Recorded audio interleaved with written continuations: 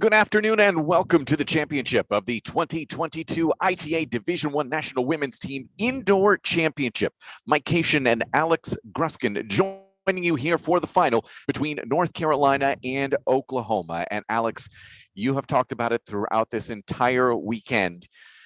Blue Bloods versus New Bloods, and it epitomizes us here as we've got North Carolina defending champion against Oklahoma in their first major national final. For North Carolina, not just the defending champion, back-to-back defending champion, and this is their 8th consecutive national indoor final. Let me repeat that, 8th consecutive indoor final. That's a decade of dominance, Mike. This event synonymous with North Carolina's success. Of course, as you mentioned, first final 16 field for Oklahoma. They make the final here in their first appearance. Coach Cohen has this program heading in the right direction. How much gas do they have left in the tank? Is it enough to usurp Carolina and the throne?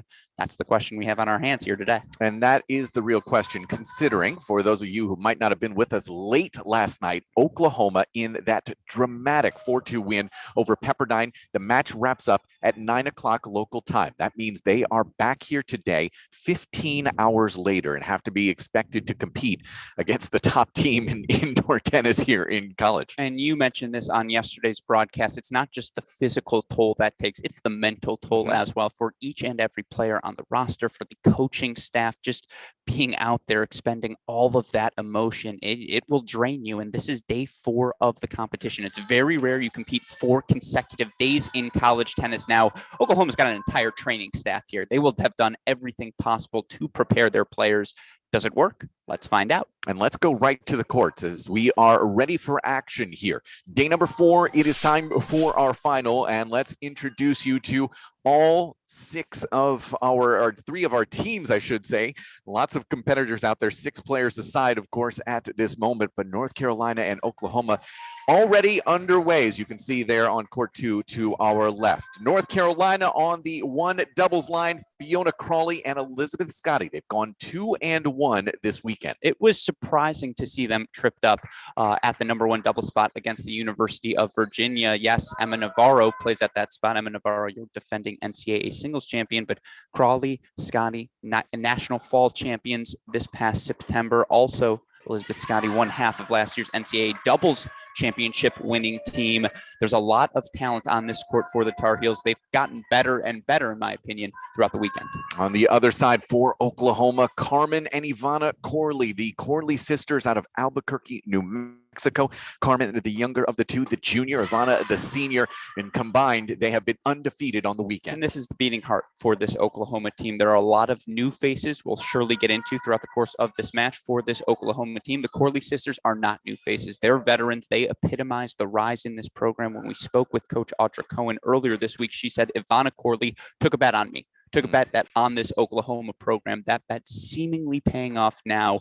Things start at number 1 for the Sooners. All right, let's move down to court number 2, where for North Carolina, this has been a bit of a disappointment for them on the weekend as Cam Moore and Carson Tangillig have actually gone 0-3, and this would be a spot I would have thought maybe a lineup change, but it's sticking right now with Mora and Tangillig. This feels like the swing set, right? Certainly with Carolina, we'll get into it momentarily, bringing back their number 3 doubles duo from last year. They know exactly what they're getting on that court. Tangillig, Mora, the uncertain variety, I should say, volatility. There's the variable. Variable, thank you.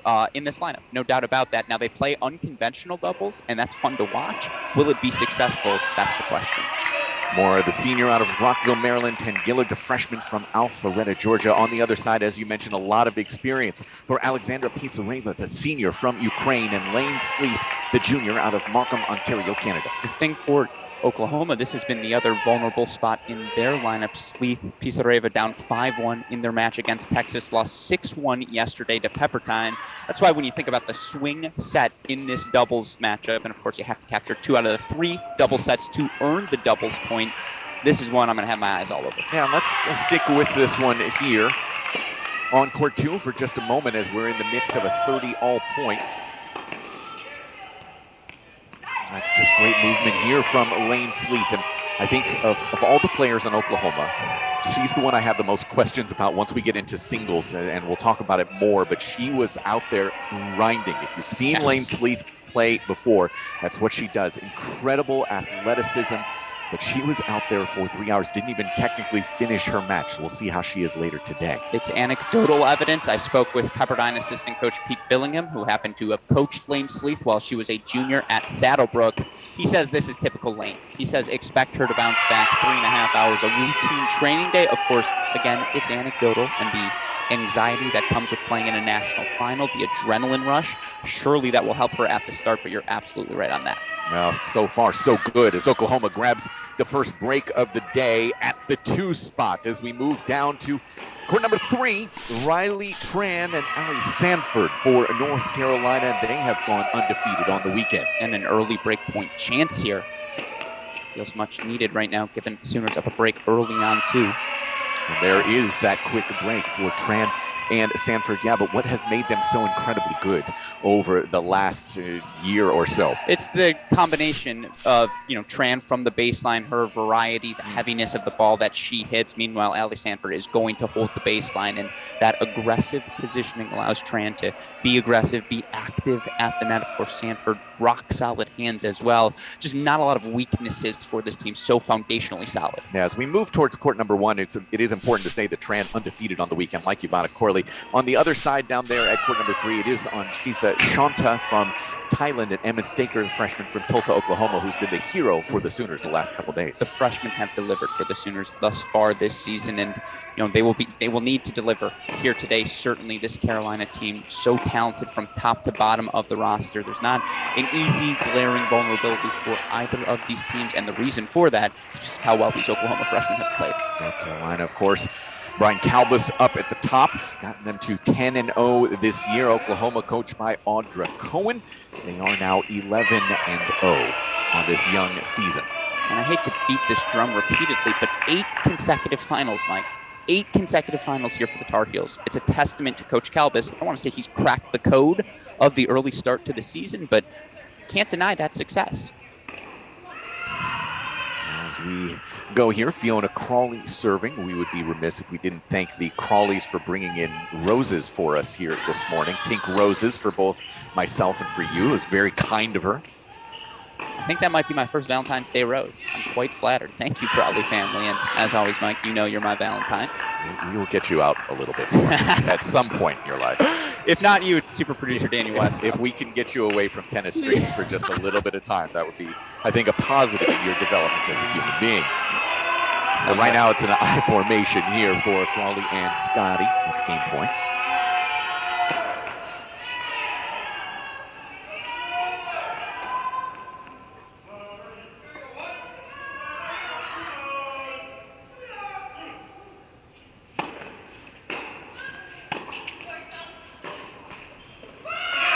Hold for North Carolina to get us to 1-all. Let's move over to court number 2, where things have flipped here in the opening service game for the Sooners with this 1-love lead quickly into a hole at love 30. And we're going to have an early split screen here if we can go with court number 3 as well, as Oklahoma freshman Shanta Staker have earned 4 breakpoint chances to get back on serve at that 3 position. Split screen, something we're likely going to have to employ a couple of times today, Mike. Yeah, I would imagine so. It's going to be a very competitive day, you hope, and I obviously feel that this doubles point, it's a must for Oklahoma here today, considering what they went through late last night.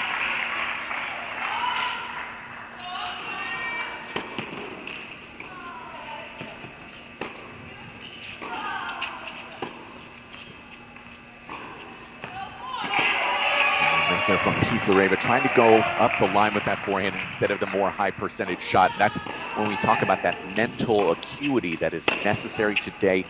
That's, I think, probably what Cohen is teaching to her team this morning. Just play high percentage, be smart early, get yourself into this match. And how about the trust there as we see the break on 3 from the Sooners, but the trust from Cam Moore to let the freshman Ken Gillig say, hey, you take that middle forehand. You saw Moore was trying to run around that ball. Carson called her off. Not a lot of seniors will let a freshman do that to them.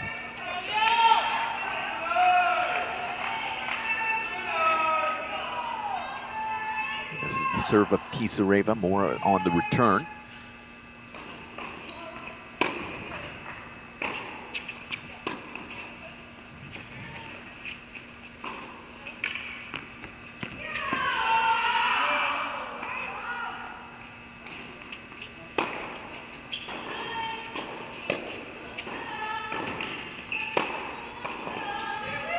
movement there from Sleeth. Her movement is fantastic. She is a phenomenal athlete. Flexibility has been crazy to watch as she digs deep from well behind the baseline. She's not an aggressive baseliner, but she has the hands of an aggressive game style, comfortable moving forward, willing to hit that first volley. I can feel a nervous energy in the building, though, right now, Mike. That's just you. Projection never hurts.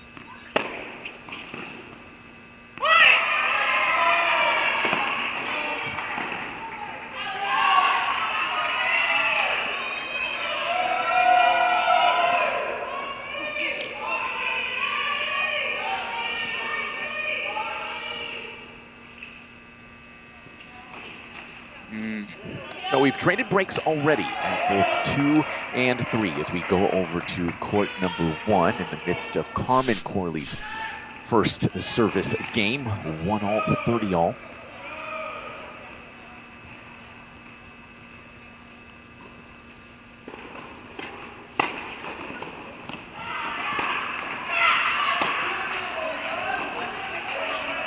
Again, when we talk about high percentage, right, that is the lower percentage play in the moment. Obviously, you know, with Scotty, that big frame, she's going to cover a lot of ground in the middle, and you feel like you have to go to the line. Maybe you don't early in this match. That's a real question. You want to play on your terms. That said, you cannot give free points to this team of Carly and Scotty. They're too aggressive. And the way they bounced back yesterday, 6-2 win over NC State. Give them anything for free.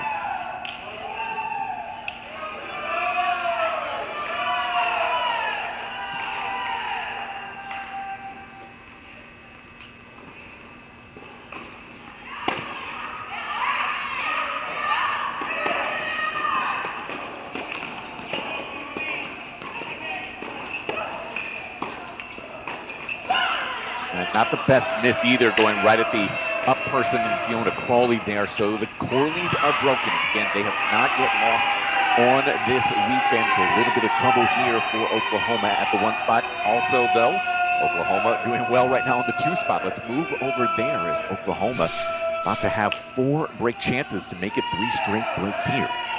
And we've already seen Morenton Gillig employ the 2 back on the second serve of Tan Gillig. See them going 1 up, 1 up. Oh, we see the first serve miss, so we'll see what Mora does. Yeah.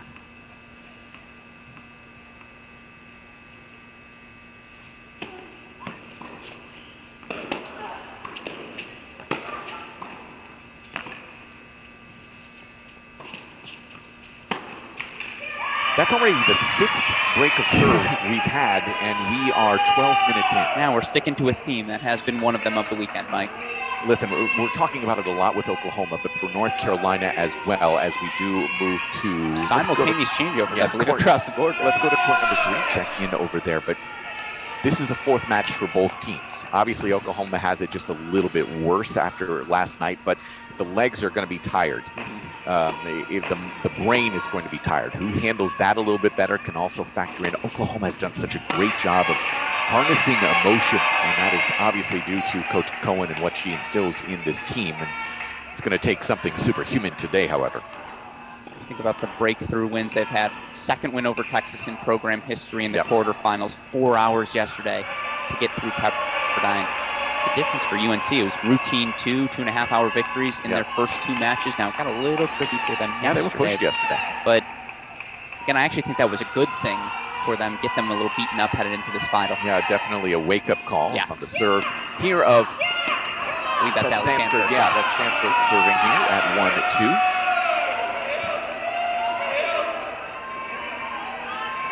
As we mentioned, this duo for North Carolina, 3-0 on the weekend. Tran also 2-0 on the singles line.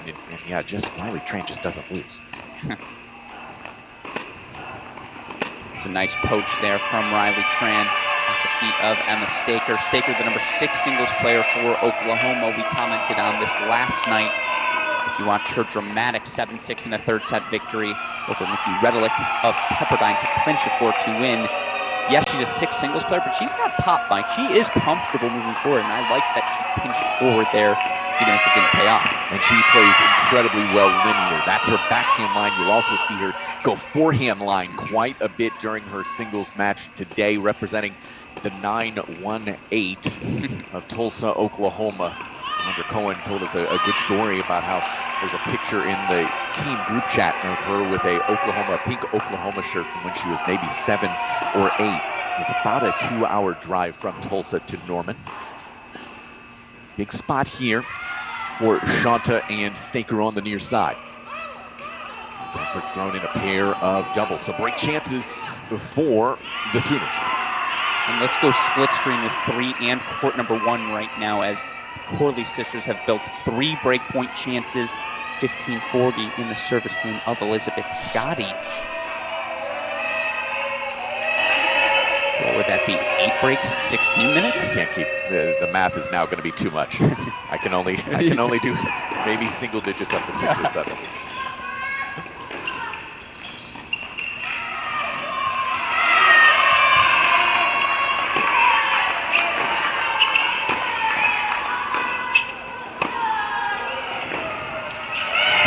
Catches Ivana Corley peeking, beats her down the line. 1 break point fought off.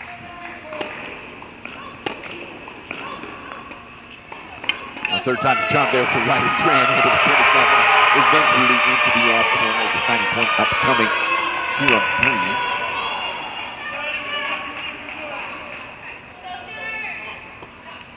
3. Looks like Shanta will take it on 3 for the Sooners.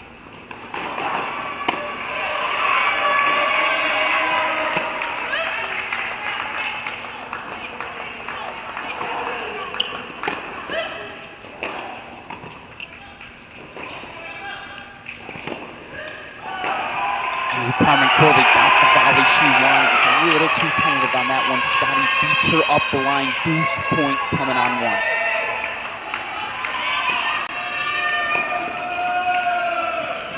Big break there for the Sooners in more ways than one. That Shanta net court costing North Carolina as well. 3-1. Sooners back out in front, down at 3. I think that was going to be an easy volley for Riley Tran, and instead pops over her head.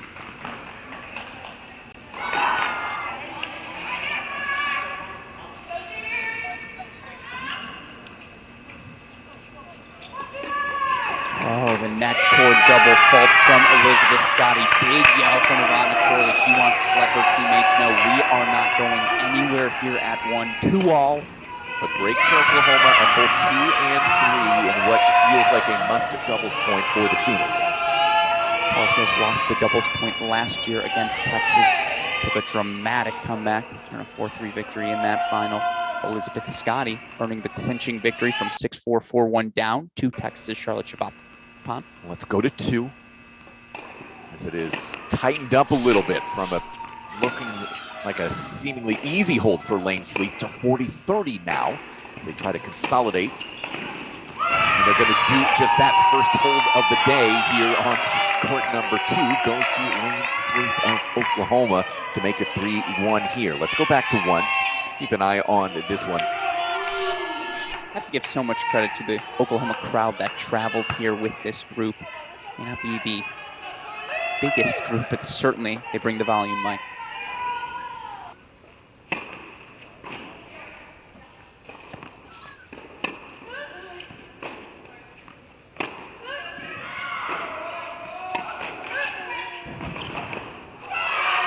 Well done by Crawley to handle that ball over the corner. Yeah, to your point, the fans that are here, it's mostly family. Sure. Obviously, it's so difficult to travel for so many people during the midst of what we're still dealing with 2 years later here in the COVID pandemic. But yeah, the families of the Oklahoma Sooners, this is new territory for them as well. You know, we talk about it for the coaching staff. We talk about it for the players.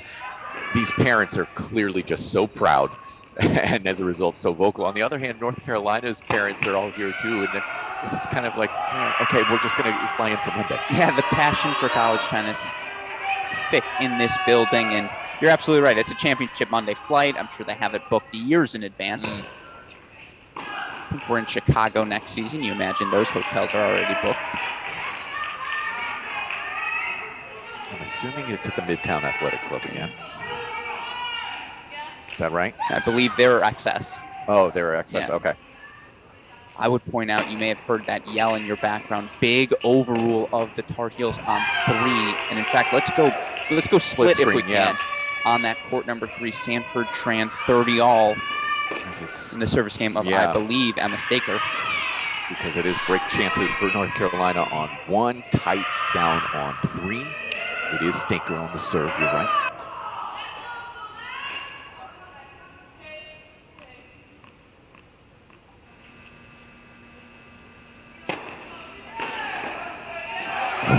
Easy volley miss there from Carmen Corley. So now let's move over to 3.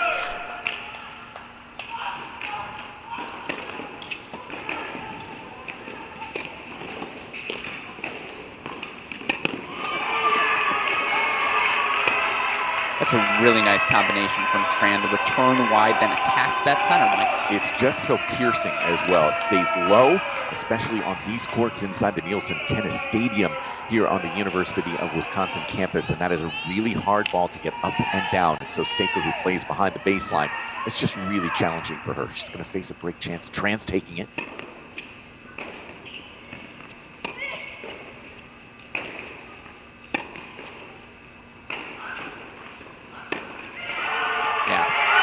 You get why Staker wanted to change the pattern there. You give Tran enough forehand, she's going to penetrate the court, but that was low percentage. Well, Sanford stays home because she knows that's Emma Staker's bread and butter. Let's go to 2, where it is a break chance. 2 of them coming for Oklahoma to make it a 2-break edge. I mentioned it at the outset, but Mora and Tangillig have yet to pick up a win at the 2 spot for North Carolina, and in trouble again today. And they've been particularly lopsided. 2 6-2 losses, a 6-4 loss thrown in there as well. This is definitely a spot you have a question mark moving forward for the Heels.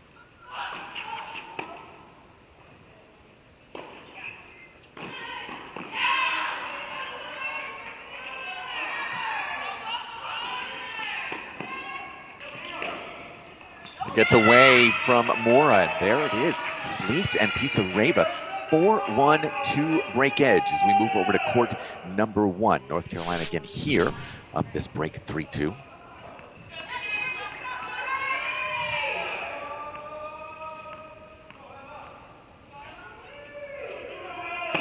We mentioned it yesterday. Fiona Crawley has never lost in a dual match on the singles side. Was really close. Faced a match point last night against, yesterday afternoon, I should say, against Nell Miller of NC State. That's why she's my player to watch here today. How does she respond to that adversity? She come out with a renewed fire. So used to contributing to frequent Tar Heel victories.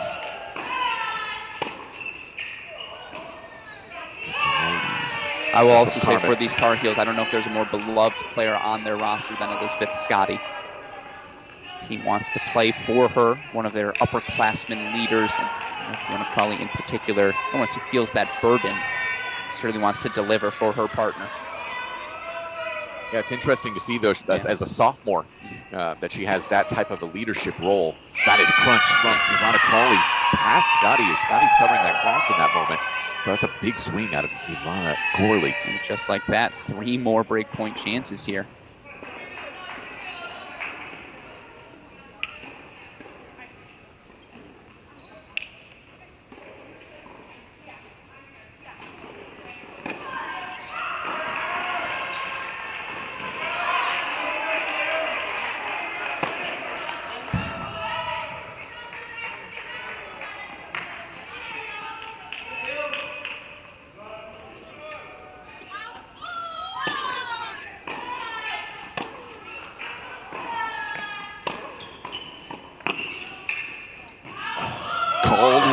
Called wide, and indeed it was wide. So we're back level, 3-all here on court number 1 as we head down to number 3. It's in the midst of a Sanford service game.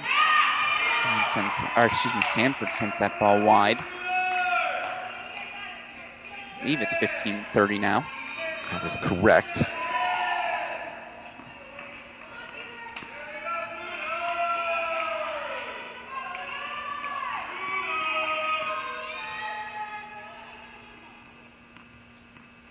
That's such a unique style with the two hands on both wings.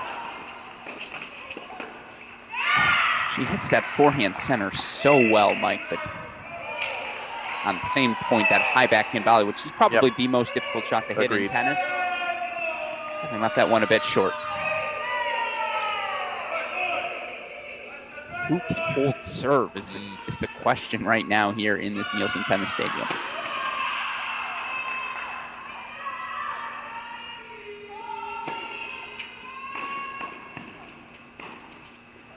A lot of open court there. And I do wonder, is this a record? 3 two-handed forehands in a national indoor final. Most since '92?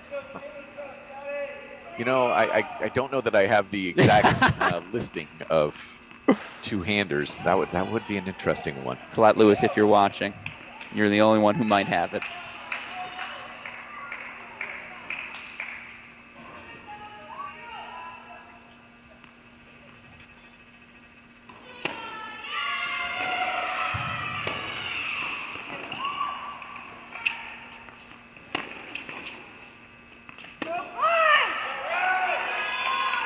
Call that long? She did, and confirmed by the chair right away. This is a critical deuce point. It is. The lack of ability to hold serve right now on these 3 courts. It's been a telltale sign this entire weekend. We have really struggled to find holds. But yeah, this is a bit extreme, even by our standards for the weekend.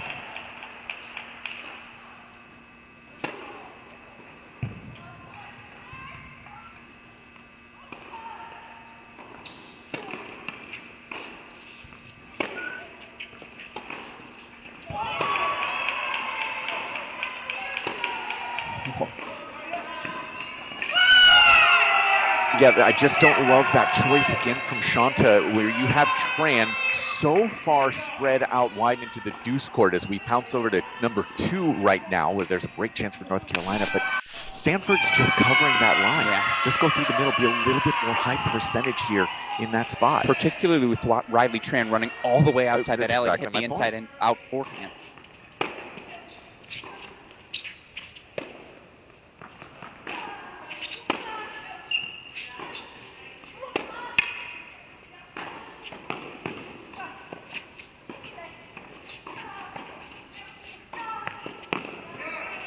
Nice finish to the feet there. Nathan Stinson on the YouTube chat says he disagrees with Riley Tran's call on that baseline. That was my initial thought on the stream as well. It's so tough to tell from our angle here in the broadcast booth and via a live stream, a camera of a stream. That said, here on this court, you just feel like Ken Gillig's sitting on an island out there, up at the net. Nora is so much more comfortable slugging away from the baseline. Meanwhile, here's a breaking development. OU holds on one. So 4-3 on serve there. So Moore taking the decider.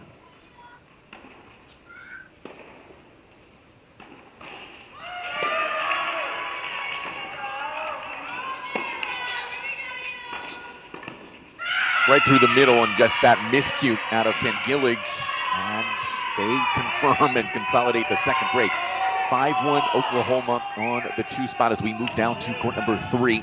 And I say we go split here with 2 and 3. Oklahoma serving for that set. UNC serving to stay alive in that set, but given they have yet to hold serve, feels like there could be an opportunity there for OU at 2. I get the sense here, both teams, it's tired legs in the moment. It is still relatively early considering the fact that it's 4th match of the weekend.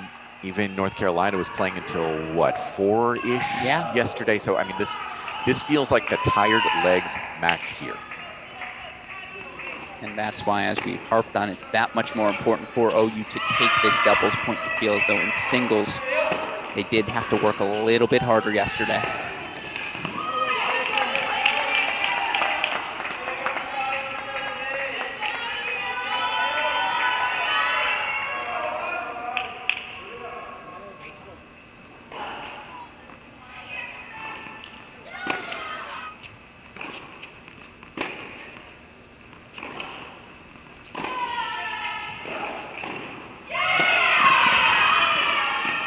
Perfect. Well struck there from Staker, finding that up the alley. So it's a hold for Shanta and Staker of Oklahoma to 4-3. Let's move over to court number. Let's actually go to court 1. Okay. We'll come back to 2 if it does get close to that match point, but things still to be decided more so on 1 and 3 for the moment. So it's already love 15 for the Corley sisters here on Scotty's serve.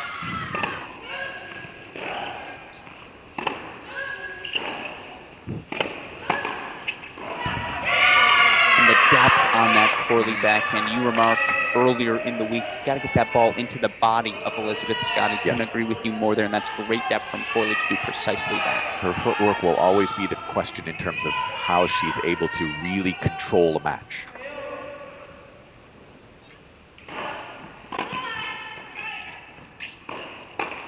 Oh, that's a big miss. And we can see Fiona Crawley's face. She looks at Elizabeth Scott and goes, what happened? Where'd the ball go? Little did she know, went into the net. By the way, Colette Lewis, unfortunately, no official stat on two-hander, so we'll go to Elias Sports Zero. Strange. But there's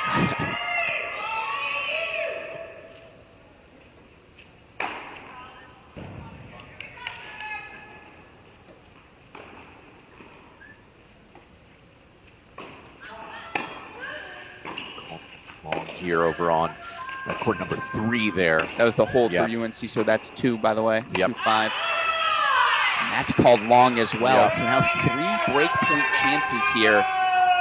And frankly, it already should be a break considering that miss from Ivana. But yeah, you're looking at a realistic path for Oklahoma here to have this doubles point in approximately 5 minutes.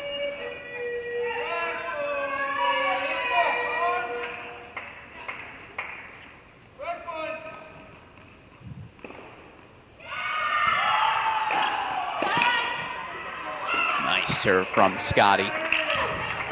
1 break point fought off. First point to Shanta and Staker in the 3-4 service game. First 2 points, excuse me, of Allie Sanford. So love 30 there.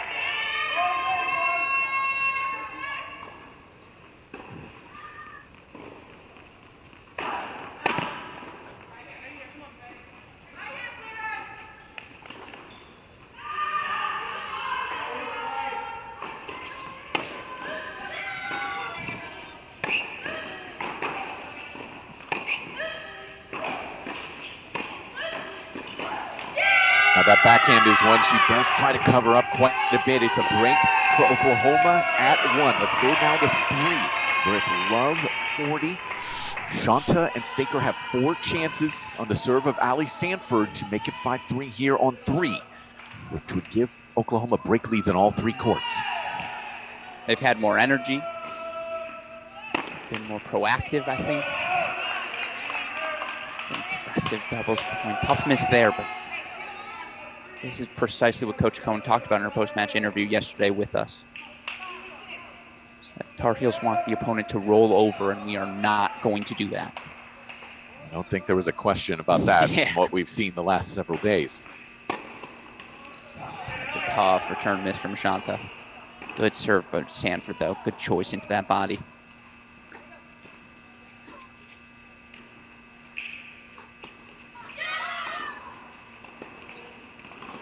So 3rd shot here for Shanta and Staker.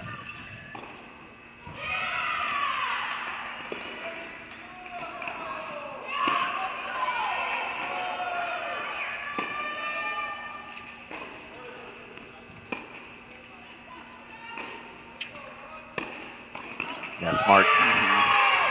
Just easy move there with Staker completely off the screen. So a deciding point upcoming here.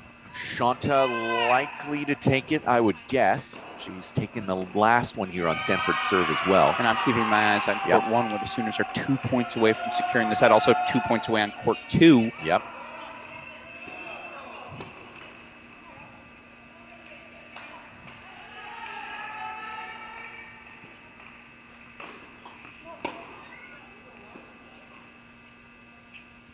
And have it queued where we're in for this deuce point, Westhoff, but after right to 1 for a match point.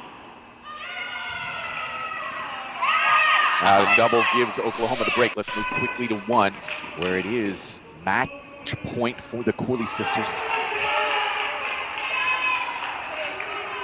Oklahoma serving for it on 3 courts.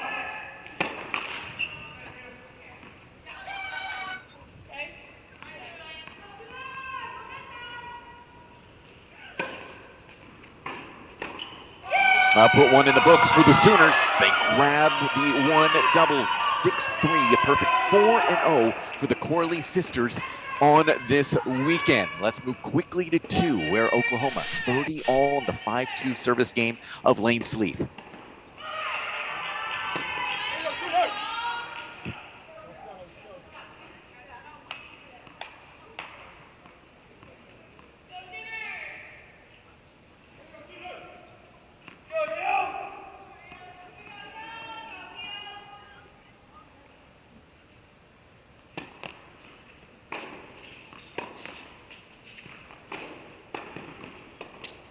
Match points, clinch points here at the 2 line for Sleeth and Pizarreva.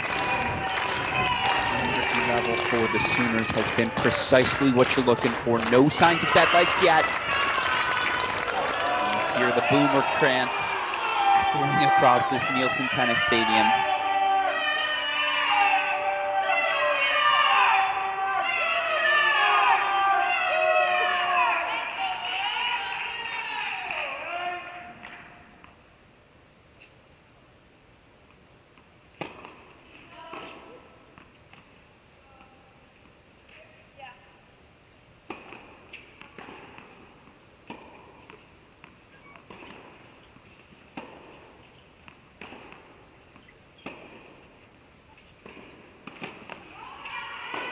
Good morning. Up and take a shot.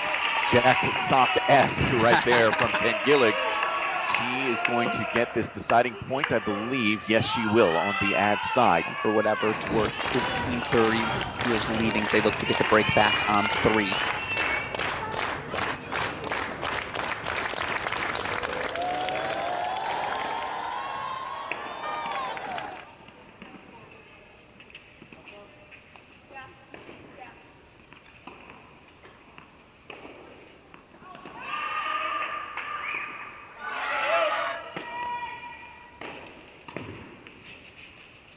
She's there.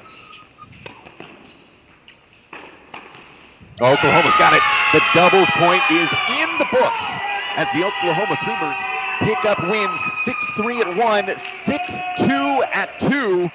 And it was a must for Oklahoma here today, and they grab it. So a 1-0 lead for the Sooners heading into singles. That is the shot of adrenaline you need if you are Coach Audra Cohen and the Oklahoma Sooners. You played the late semifinal yesterday, but today you come out with energy, with passion, and they executed from start to finish. They got the holds when they needed them. What a performance there from Oklahoma to start this championship match. It has to be said, the Corleys leading the way once again. They have been rocks up at the top of the lineup, 4-0 on the weekend. And now the big test to see if Oklahoma can do it for another 2 hours. So we're going to take a short break and come back with our singles lineups. You are watching the 2022 ITA National Team Indoor Championships presented by Cracked Racquets.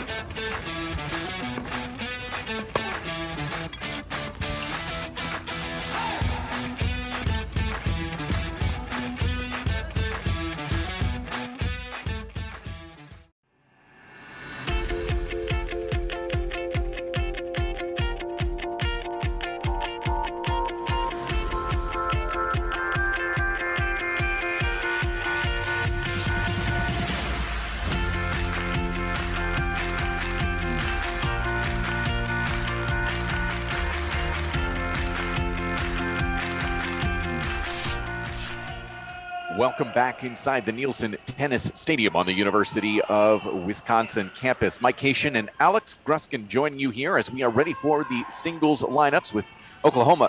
This 1-0 lead. And Alex, I'm going to ask you to think as we're introducing our 6 courts right now. I'm going to ask you at the end about where you think Oklahoma grabs the 3 singles points that are necessary. That's the most likely path that you can see forward. We'll get to that in a little bit and Alex's expert analysis.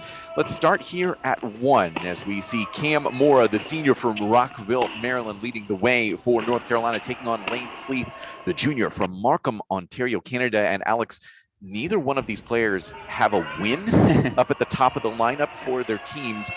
I look at Lane Sleeth, though. She has been an incredible leader, staying out on court as long as she has in all 3 matches. I do think from a matchup perspective, this is the first one where you favor Cam Mora, because what does Sleeth do to consistently hurt Mora? If you get Mora time, she is going to slug away from the baseline. And I will say this, no, Cam Mora does not have a victory, but she has gotten better and better with each progressing match. She's lost 2 6-love sets, 6-love first sets, which is worth pointing out, and slow starts have been an issue for her. But yesterday, got a much-needed first set over North Carolina State's Jada Daniels, was up 5-4 in the third when that match ended.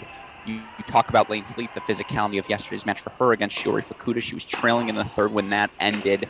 I would say Mora's trending up. Sleeth's been a rock. I think her performance hasn't varied too much from match to match. I'm saving the match calculus for the end. Those would be my initial thoughts. All right, sounds good. 15 all here in the opener as we move to court number 2. Elizabeth Scotty looked like she was an absolute rock, as you would say, for North Carolina, then knocked off yesterday. 2-1 record for her on the weekend. The junior from Annapolis, Maryland, for the Tar Heels. Carmen Corley, on the other hand, the junior from Albuquerque, New Mexico. You always wonder physically, how is Elizabeth Scotty holding up on day 4 of this event? She's dealt with so many different nagging injuries throughout the course of her career. Now, I believe that was only the 6th loss of her career yesterday on a singles court for the Tar Heels. Speaks to the success she's had. She was the championship clinching win from 6-4, 4-1 down last year against Texas. Somewhere that's in the back of the mind, right? And I did see a little conference between the 2 upperclassmen, Mora, Scotty, before they walked on court. Do not expect Elizabeth Scotty to roll over lightly, but I mean, the Corleys, again, we just saw what they did in doubles. They are big match players. This is a big match. Scotty did get that very quick opening hold. Corley serving now 15 love. Carmen's sister Ivana is undefeated on the weekend as we head to court number 3. The senior leader from Albuquerque, New Mexico, taking on another one of these players that just doesn't seem to lose from North Carolina, Riley Tran, who is now 37-1 in her North Carolina career. I'm trying to think if I'm 37-1 at anything in life. I really don't think I am. Like, of my last 38 showers, there's 2 I'd like back. Like, I could have shampooed a little bit better. And so that's just a remarkable degree of success from Riley Tran. And you do wonder physically, Ivana Corley might be the freshest of the group. Yes, it was a 3-set win for her yesterday against Vicky Flores, but Flores rolling her ankle in that first set. That was a mental struggle more than anything physically. Again, Corley beating the the beating heart of this team. You need to see the Corley sisters step up today in singles. Those of you, especially I'm sure Oklahoma fans who were watching that match last night, I did talk to Pete Billingham, the assistant at Pepperdine, who said that Vicky Flores is going to get the scans when they get back and all of that. So we'll probably see in a couple of days whether she's going to be able to go for the next several weeks. That looked like it could be an injury that could keep her out for quite some time. So our thoughts are with her. Hopefully she's able to heal up and get better for the Pepperdine Waves as they move throughout this season. And we will move over to court number 4. Fiona Crawley, another one of these players for North Carolina that just doesn't lose. Hasn't lost a dual match in her career so far. The sophomore from San Antonio, Texas, taking on Chiza Shanta, the freshman. Very talented freshman out of Bangkok, Thailand. And we see a trend here early. Corley up an early break on 3 for OU. We see here a Chiza Shanta up an early break on Fiona Crawley. Crawley came as close as possible to losing yesterday's match. Now, she also came as close as possible to winning it, had a forehand volley in the center of the court, a swinging volley that she missed just wide. Crawley needs to respond. She's been a rock for the Tar Heels in just about every match she's played. They cannot afford, after the drop dropping the doubles point to have her not be today. Shanta, incredible experience in her junior career, won a 15K title late last year, also played the Billie Jean King Cup for Thailand, so a wealth of experience. And to Alex's point, North Carolina always pencils in wins for Crawley and Tran. If anything changes in that 3 and that 4 spot for Oklahoma, that is a big, big shift. As we shift down to court number 5, freshman Carson Tangilek for North Carolina, taking on Alexandra Pisareva, the senior out of Ukraine. This is the one where it's a big freshman and senior matchup between the two teams. And Tangilek yesterday, a ho-humming straight set win over NC State. And it's really been that way for her all tournament long. And you're absolutely right. 3, 4, I would even throw 5 in there right now. That's how solid Tangilek has been to this point. But you look at the scoreboard right now, 5-1-0 leads for Oklahoma. It's one game, let's be clear. We got hours to come. But I just love the energy the Sooners have played with. Pisareva has fit into that energy, I got like you a hand for in a the glove. second. You want me to take it for a I second? am back. Okay. I'm so excited, Mike, as you know. Pisareva, yeah, she's dual transfer. Yes. Started her career at Utah State, then went to Appalachian State, now here at Oklahoma, part of the Ukrainian national team back in 2016. And in fact, her family, all ballet performers. So obviously good footwork is what you expect there from it is. Pisareva, as we're early in this one on serve. Finally, down to court number 6, Annika Yarlagada, the junior out of West Bloomfield, Michigan, taking on Emma Stanker, a freshman out of Tulsa, Oklahoma. I just put this together. You're from West Bloomfield.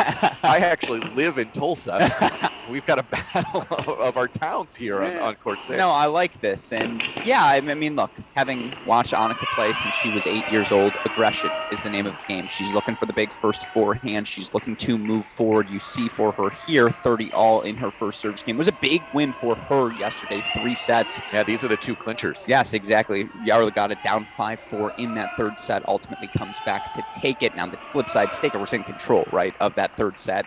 So I do wonder mentally, and I think physically, this is the spot perhaps where the Tar Heels feel the most of yesterday's match. I want to see how Yarlagada responds. Yes, she's a third-year player, but this is her first national indoor final in the singles lineup. So 2 relative freshmen to a national championship match. Yeah, I am at a point after watching that doubles where I don't know that there's necessarily that big of a physical advantage as I thought there might be for North Carolina. I think both teams, all 12 of our competitors in the doubles, and likely the same here, everyone's tired. Who's able just to summon a little bit more? Let's go over to court number 1. And I would add to that sentiment, I gave you a court number 1. Sorry. Court number 2 is what I meant to. Okay. That one's on me, folks. We have a deuce point here for Scotty Corley. Scotty trying to get off to that fast start. I would agree with your initial assessment, but also say let's wait for half an hour of singles, because doubles, is it that physical, more mentally than physically taxing? And there's the big break from Scotty. And we go now to court number 5, where Pisareva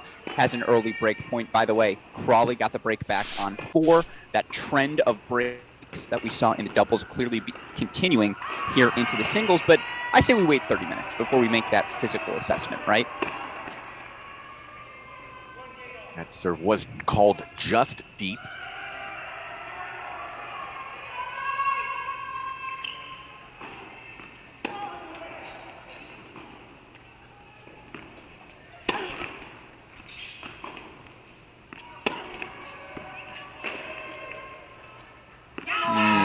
Was that. So Tangilek down an early break as we head for the moment. Let's go to court number 4 just to check in on Crawley and Shanta, and it gives us the opportunity to hear from Alex about his match calculus here.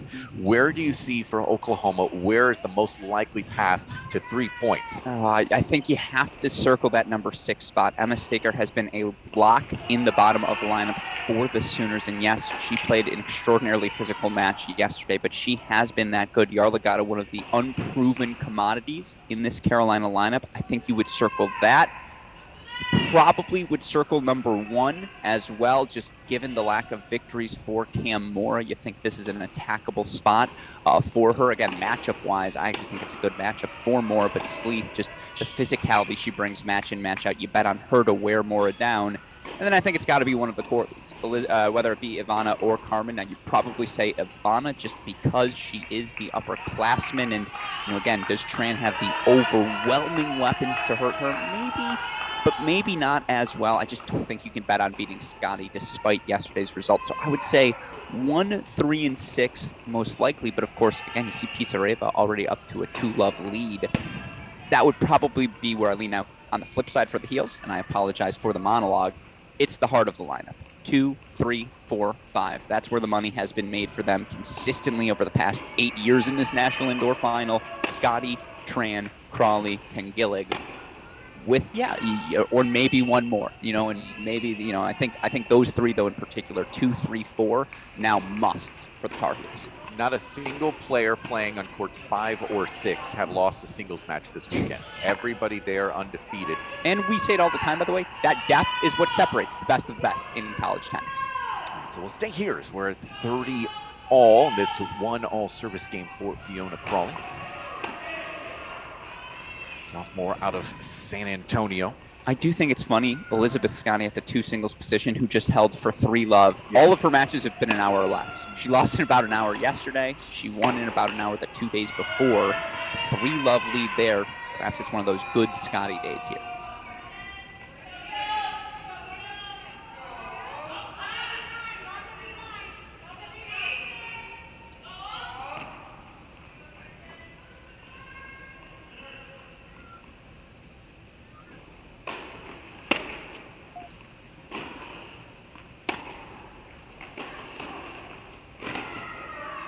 That's beautiful on the full stretch there from Shanta. As high as 586 in the WTA rankings. Highest ever freshman in terms of a UTR coming into Oklahoma. Highest in school history at 11.52 when she entered at Norman. Takes this on the ad side.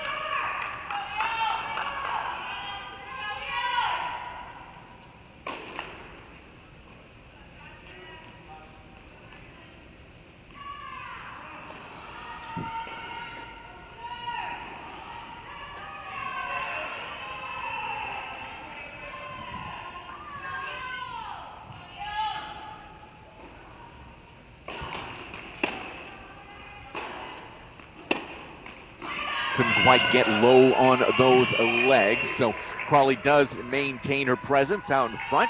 It is 2-1 here. Yarlagadda just broke for North Carolina on 6-2-1. As we go to 5, Pisareva has chances to consolidate her break for Oklahoma.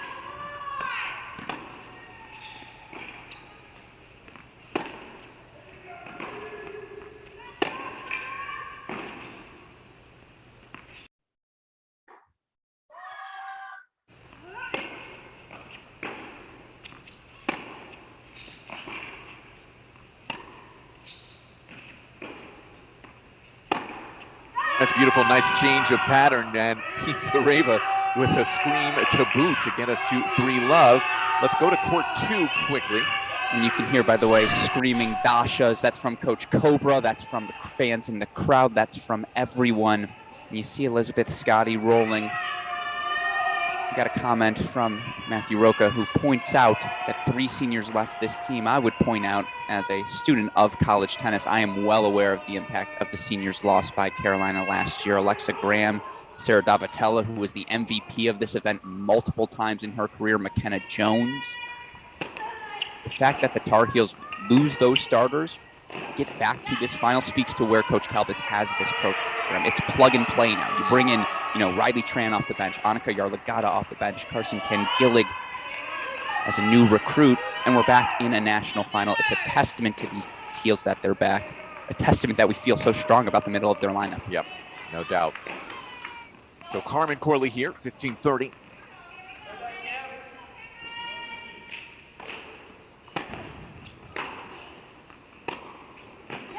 Much better. And that's what you have to do, right, against Elizabeth Scotty. play +1 tennis. Get her stretched. Yes. Make her uncomfortable with the feet and keep things low. We saw that yesterday, didn't we? Absolutely. This is Czar, NC State, just continuing to keep things low, low, low, and it was really difficult for Scotty to get down and through. Sorry, Rincelli of NC State, apologies. Thank you.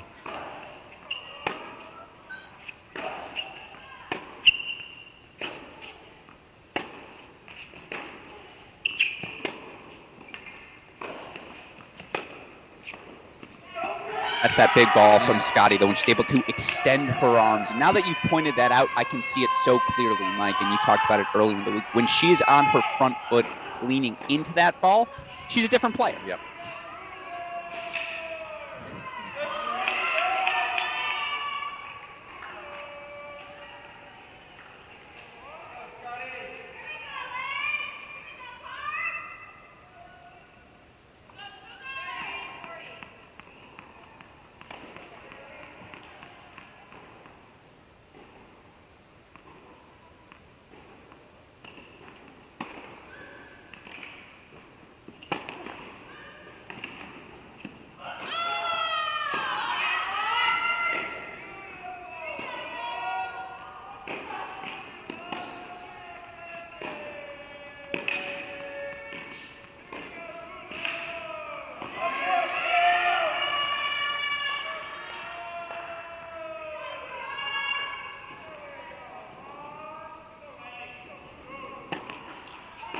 That's a double. Yeah, misses long out of Carmen Corley. So this set might already be in the books for Elizabeth Scotty with this 2-break lead. Let's go now to court number 6, where Yarla Gata of North Carolina with a 2-1 break edge, but it is a break chance for Emma Staker.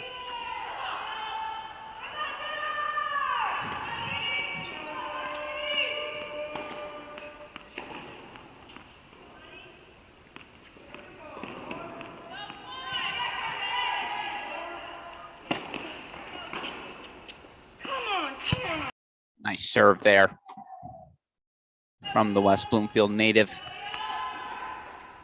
Deuce point coming up, and if you're Staker here, yeah, not surprised to see her on that ad side. That's the side she returns on in doubles.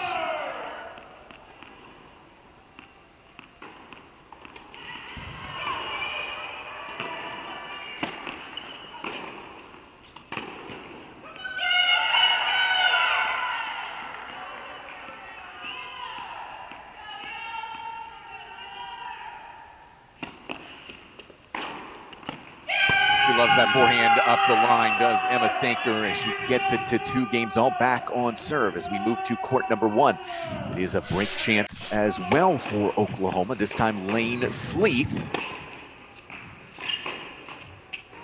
And a break for, as Audra Cohen called them last night, the Blondies at 6 and at 1. Talked about how there was a team competition 4v4. And the Blondes were called the Blondies, and those two were the last out on court last night for Oklahoma, and they were yelling back and forth towards each other. So good momentum right now for the Sooners. Let's go to court number 5, where Pisa Reva maintaining a break lead for Oklahoma as well. 3-1 here. And this is the one, if you're the Tar Heels, quite frankly, you've never seen Ken Gillig struggle in a dual match like this before. And it is worth noting, in her first match of the week, she was 3-all through the first 6 games, won 9 of the 11. 3 of 2, 6-3, 6-2 win, and has yet to lose here at this national indoor event. Yeah, to your point, she is 8-0 in duels so far.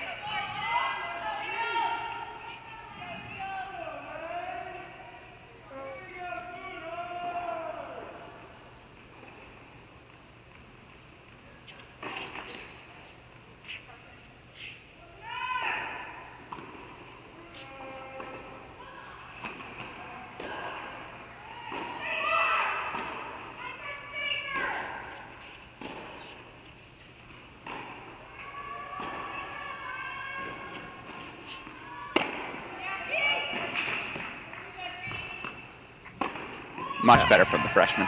Like the confidence as well, just to take that and not worry about whether it's going to be out or not. Just take it out of the air. Just impressive stuff. let's see if we can. Let's sneak over actually to 2, where there's a little bit of chink in the armor there for Elizabeth Scotty, serving at 30-40. They just fight off a break chance here. And we got a question from Nathan Stinson in the chat who asked, who are the injured Sooners that I heard mentioned a few broadcasts ago? A, thank you for tuning in, my friend. B, it's Dana Guzman, the sophomore. Last year lost just one Big 12 match. It was an all Big 12 second team singles selection. She's yet to line up once this season for the Sooners, and knowing that you have that in your back pocket, that much more impressive. All right, so there's a break for Carmen Corley. We've talked about it quite a bit as we move over to court number 3 for Riley Tran and Ivana Corley. The more you can stay on court, the longer you're out there, even in a losing battle, it makes such a difference. And again, same thing. I talked to Pete Billingham of Pepperdine last night. He mentioned how important it was, some of the missed opportunities for his team. And when they weren't able to get a point right away in a singles court, and then it just has that rollover effect to everyone else. 30-15 here for Ivana now.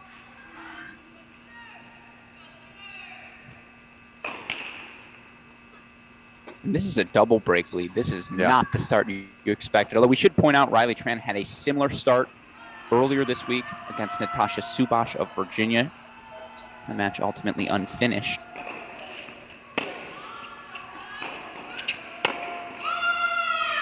Depth of Ivana Corley disrupting the rhythm here of Riley Tran. I want to ask you about Tran and Crawley specifically. You think about what they've combined. They've lost one dual match, one match in a duel. I don't think they've ever lost a dual match. I'm sorry, in terms of individually? Crawley, exactly. So at what point does that pressure actually become a negative as opposed to a positive? Today, in a match like this, absolutely. When you're that sure thing point and you feel your team drop the doubles. And what was so interesting, because UNC dropped the doubles point in their quarterfinal match against Virginia. And for those of you who tuned into that one, you'll recall they steamrolled Virginia after that. 4 straight set victories in the bottom of their, I believe it was 2, 3, 4, and 6 on that day, or maybe it was 2, 3, 5, and 6, whatever. Oh, 2, 4, 5, and 6. There we go. But the difference being the energy they came out with. It was disrespected. It was like, okay, that's cute, Virginia, but it's time for us to flex our muscles. We haven't seen that flex here to start today, and I do think that's a manifestation of that pressure that Tran, Crawley, and Gilling must all be feeling today. And as well, the legs, potentially. Yes, that's nice, though. Laces that one up the line. So now a deuce point coming up here. So Riley Tran tries to get one of the breaks of serve back. Hard to be imposing when you don't have necessarily the legs to be able to do so.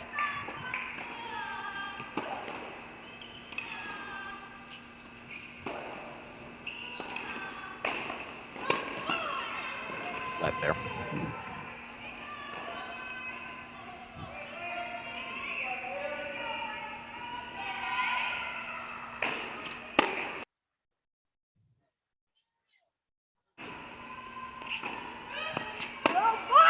So yeah, one break back for Tran here at the 3 spot as we move quickly to 4, where Fiona Crawley of North Carolina has 4 looks on the Shanta serve.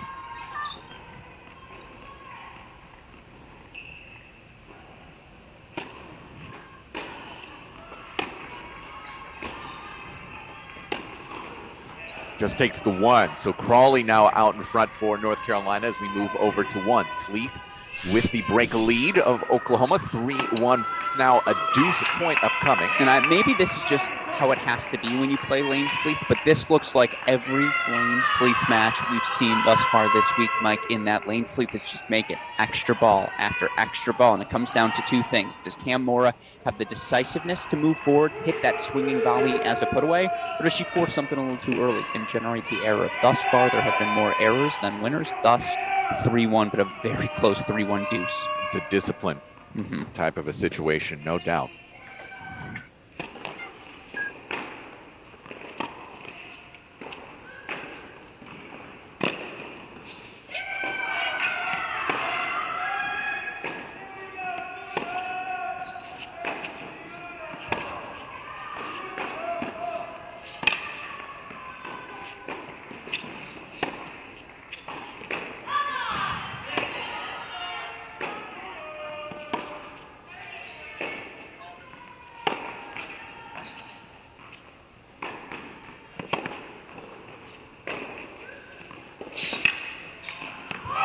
just finding line after line, and a little bit of the chippiness as well as Mora screaming towards Lane Sleeth. We get back on serve here at 3-2 as we go back to court 2, where Elizabeth Scotty of North Carolina has 2 chances to get that second break back. And let's split 2 and 3 right now as Ivana Corley, 4 more break chances to extend her lead to 5-2 for Oklahoma at 3. It's been a runaway for Corley. Corley vision. She did just give one back. Should point that out, obviously. I was going to say on the return of serve. Yes. I apologize. Yeah, absolutely. This is the best Corley vision here. Although I believe the Corley family's in the crowd. I think so.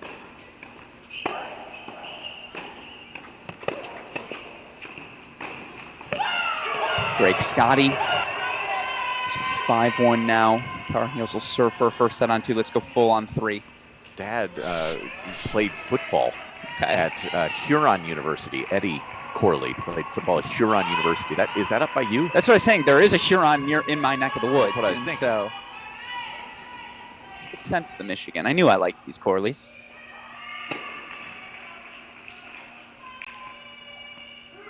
Of course, now Huron College is going to end up in your neck of the woods. Well, there's one in Ontario and one in South Dakota. Okay.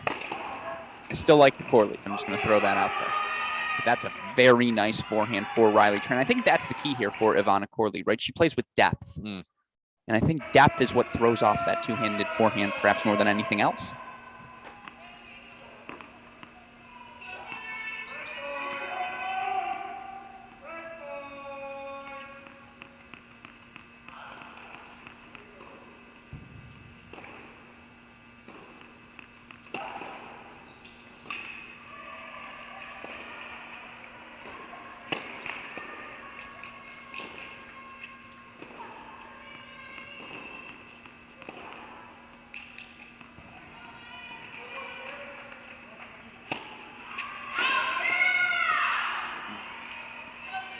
Work to get it back. Tighter and giving it away there with the double as we go down to Annika Yarlagata, 3-all. Staker serving, but a little bit of trouble for the Tulsa resident as she's down love 30 on court number 6. Staker, the freshman from Tulsa, Yarlagata, the junior from West Bloomfield, Michigan. They traded early breaks here, but they did stabilize on serve. And again, you do wonder, by the way, we see court number 2, Scotty 2 points away. But a pretty decisive first set for her. Absolutely. Let's go split screen here. See if we can't watch the Scotty serve while seeing. Can Yarlagata get the break?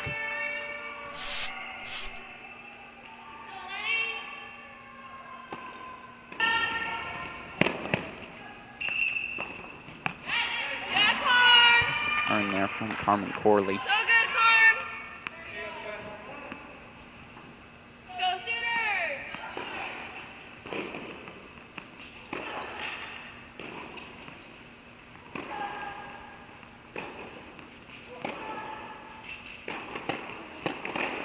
That linear backhand out of Staker, but that one looks like it went wide. Indeed, it did. So 3 chances for Yarlagata. And a big +1 ball from Elizabeth Scotty means 2 set points for the Heels at 2.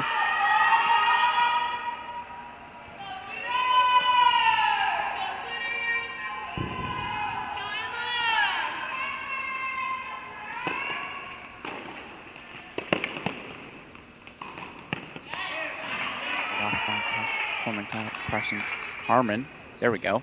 Sorry, Carmen Corley. It's a bit of a tongue twister.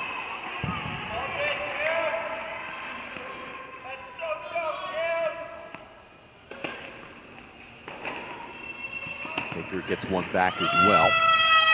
Also, Lane Sleeth of Oklahoma with break chances, the 1 line.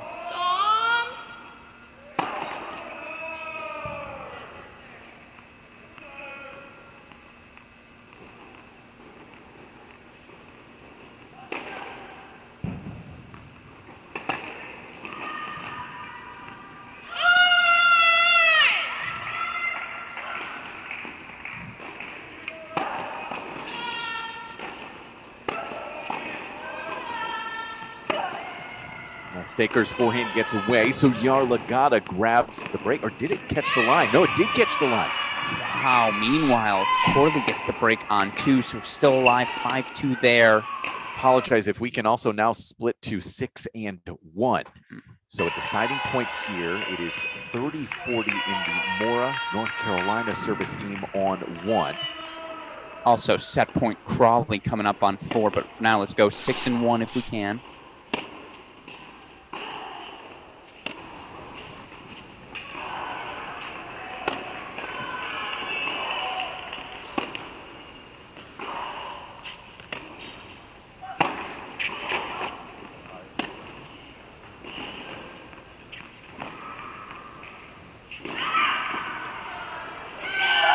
A smart decision with that dropper from Emma Stinker, gets the hold cold-blooded there, 4-3. And let's replace that court 6 with court 4 if we can. Stay split 1 in 4 as we've got another breakpoint chance for Lane Sleeth. Cam Morris fought off 3 consecutively, but Fiona Crawley set point on 4 for the heels. That's a nice +1 ball from Shanta there. So these are both going to be deciding points.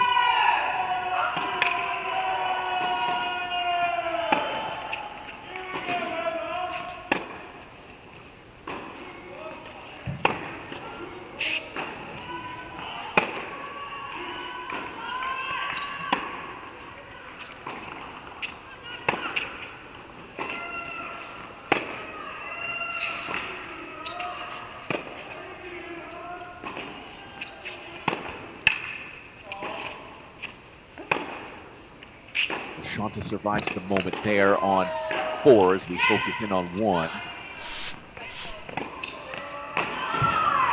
Oh, it goes long. Ooh, just long. Nora's not buying it.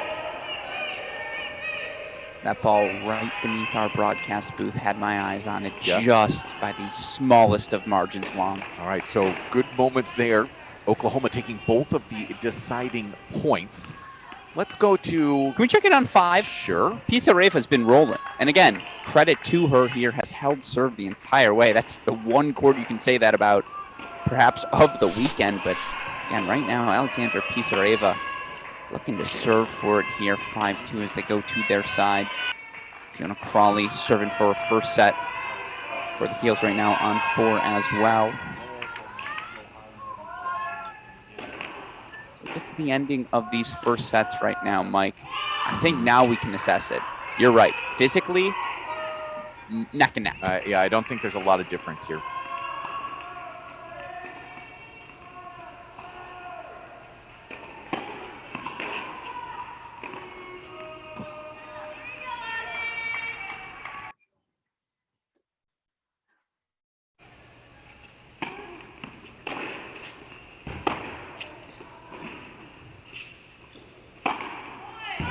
Yeah, let's actually switch over to court 4, as it is Fiona Crawley, as we mentioned, trying to close out the set on her terms, but in trouble here to Shanta Love 30. Just long.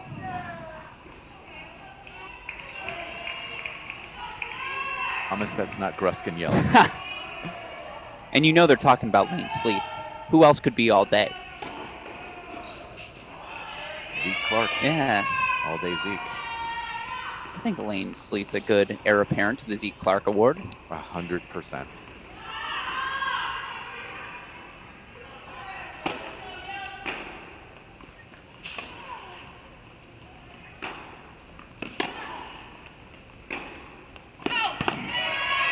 Good pattern there. Yep. Just a little long off the racket of Shanta. So 2 points away is Fiona Crawley. By the way, Elizabeth Scotty 2 points away for the heels at 2 as well.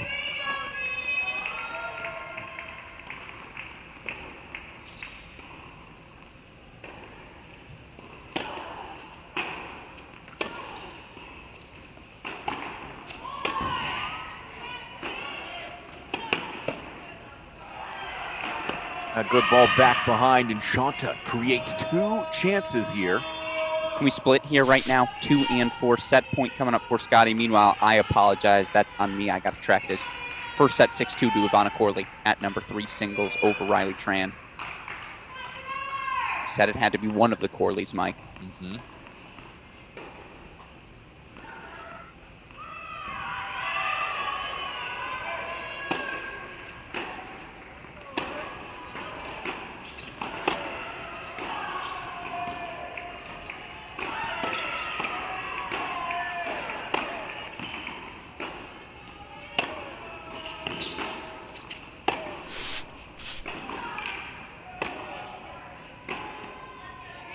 2-point swing goes to Carolina. 6-2 set for Scotty at 2. Nice to see her bounce back after whatever happened yesterday. Meanwhile, deuce point, set point coming up here at the number 4 single spot. Undefeated in dual matches is Fiona Crawley. Can she deliver again for the Tar Heels here today?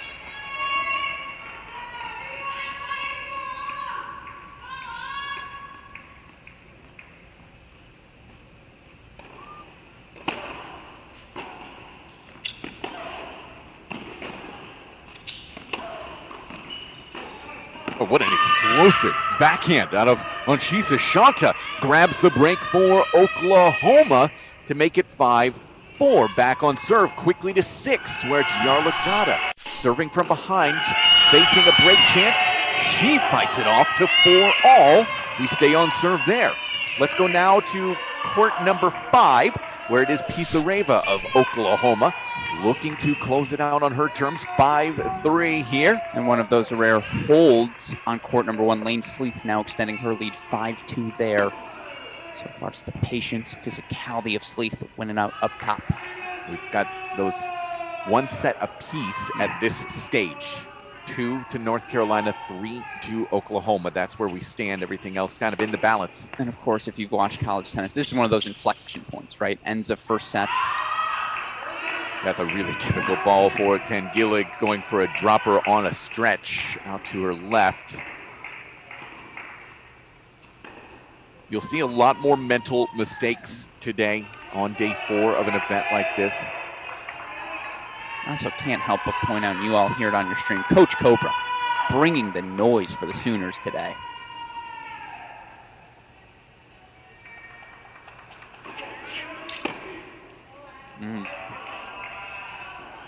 Set points, Pisareva.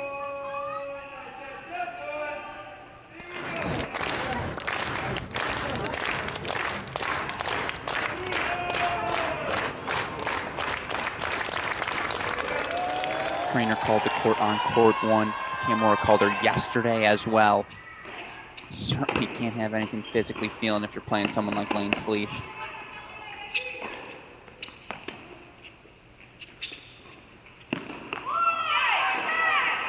Don't mind the play. Execution not quite there.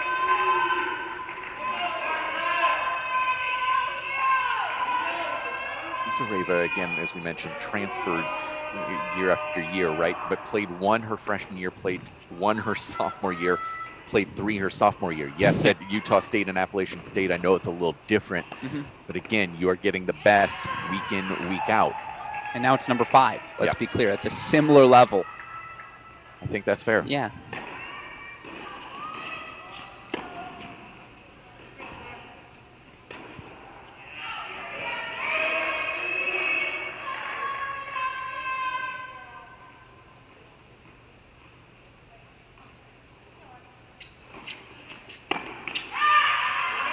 Set in the bag now for Oklahoma, 6-3 for Alexandra Pisareva as we move to court 4. Fiona Crawley is a couple points away again from grabbing this set, this time on the serve of Shanta.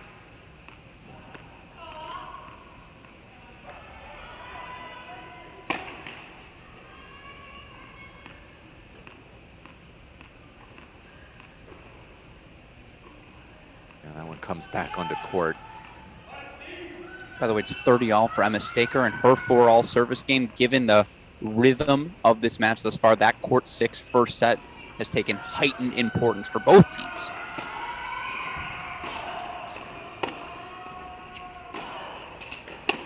A real deceleration there for Shanta. 4 set points for Crawley.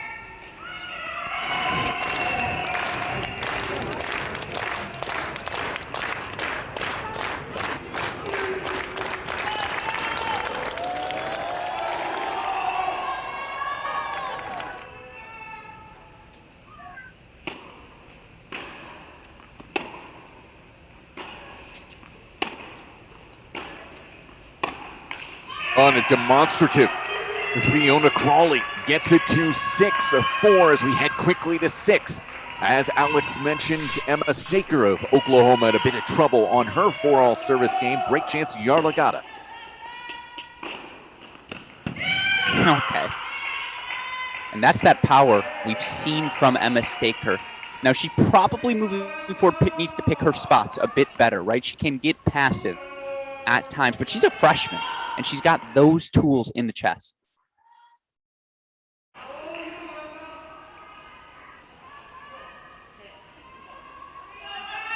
So a decider and a crucial one at the 6 line.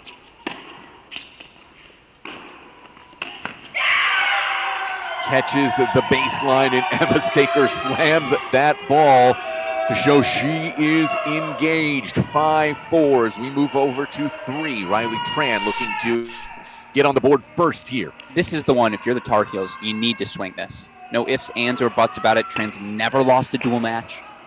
You just felt like she never worked her way physically into that first set. That's an important opening hold there for Riley Tran on court number 3. We now go back to court number 2. Elizabeth Scotty roared out to that 6-2 first set, as she is meant to do from time to time. And this becomes a very important service game for Carmen Corley to find some positive momentum and feel like she can get into this match. Mm-hmm. A break here in my brain ends this match.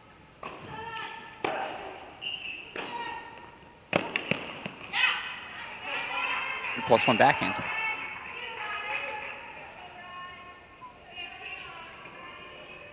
I'll just say it now also. I will be shocked if Riley Tran does not send that match to a 3rd.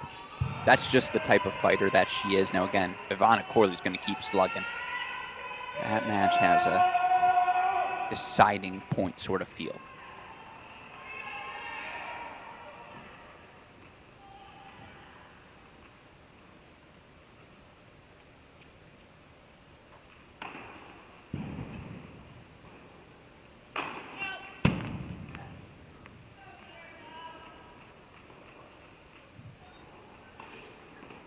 Treatment complete, by the way, for Camora on court 1. It's 5-2 Sleeth for Oklahoma there.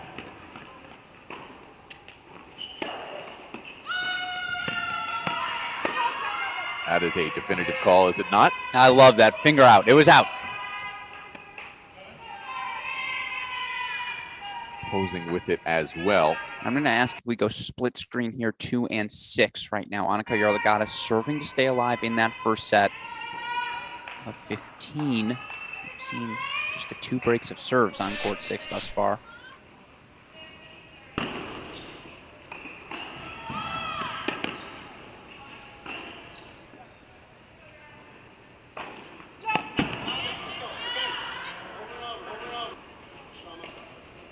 Error from Yarlagata, though.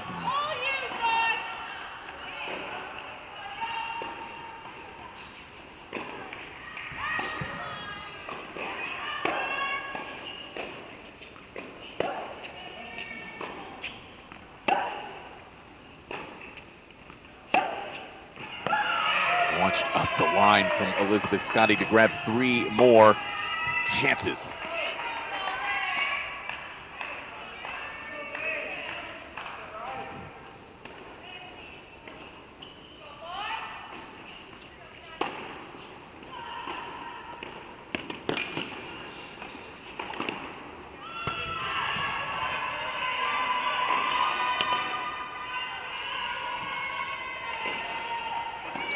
Overhead from Yarlagata for 15-30.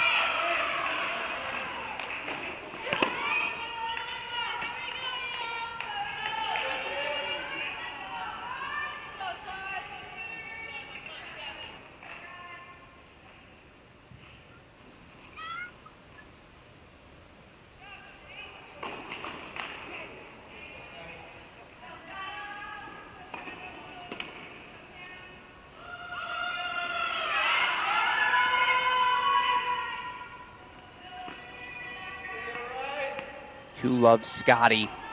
She does indeed get the break. Let's go full on 6. Just 2 first sets left right now.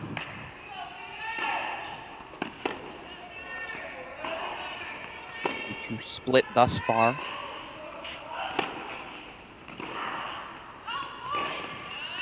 That's a big backhand from Emma Staker. Now break point, set points coming up. Yeah. Meanwhile, let's go. Well, let's stay here right now, but yeah. keep an eye on Yep. one if you can, super producer Daniel West.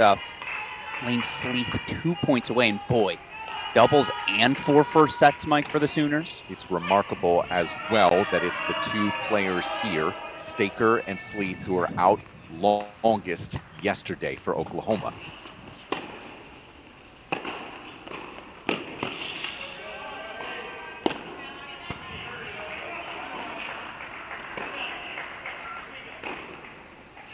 It's one fought off for Yarlagadda.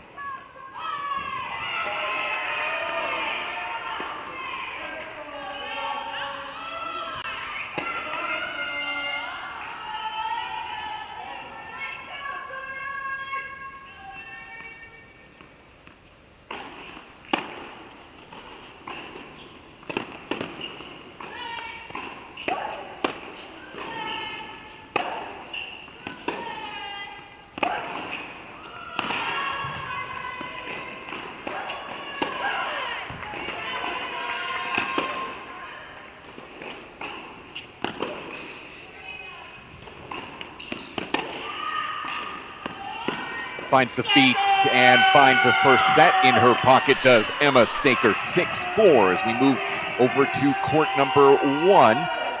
Sleeth and Mora. Mora does have a game point here. Did you happen to see the medical issue, what she was getting worked on? It was the back, the was the lower back. back once again, which Okay. we saw worked on yesterday, I believe, as well.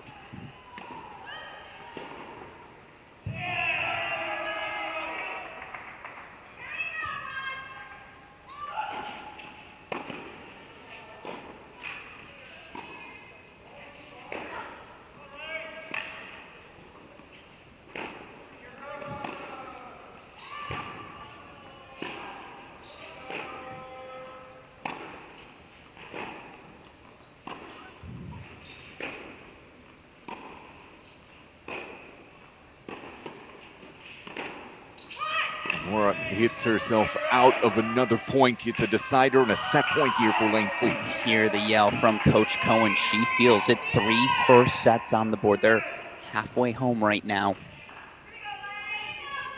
Set point coming up. Wow, 6-2-3 love Scotty, Mike.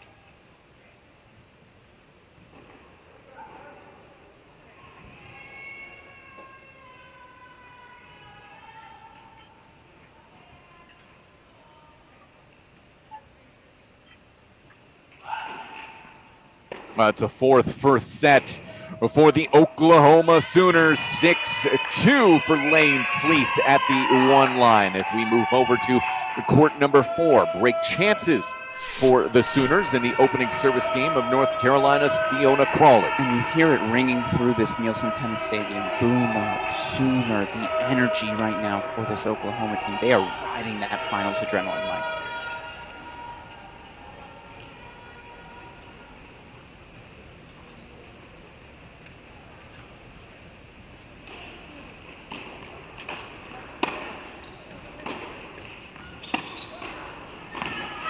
Just long out of Shanta. It's a cliche, but it's family, right? Mm-hmm. Teams are often, they say all the time, coaches say it's a family. In this case, it's literally family. Yeah. Parents are engaged along with their daughters out there playing. It is truly a family effort, and that's the vocality you're hearing. It's a cliche, but there's a coach, prominent coach, national championship winning coach, who once said it's not the team with the most talent, it's the team that loves each other the most at the end, because the talent differences are so marginal. It really is. Who's going to stick together in the deuce points, the adverse moments, down a doubles point in 4 first sets.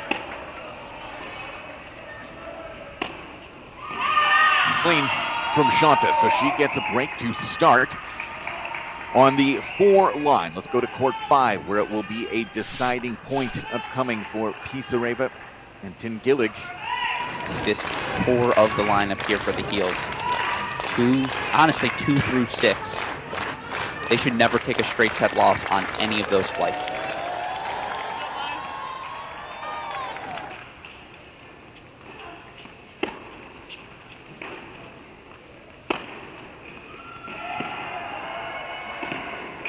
Here comes the freshman, Mike. Yeah, absolutely. A 2-love lead for Tangillig at the 5 line for North Carolina. Let's move to court 3.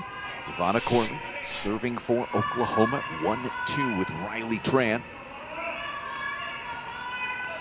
And I am a bit stunned to see the pace of Corley disrupt Tran's rhythm the way it has thus far.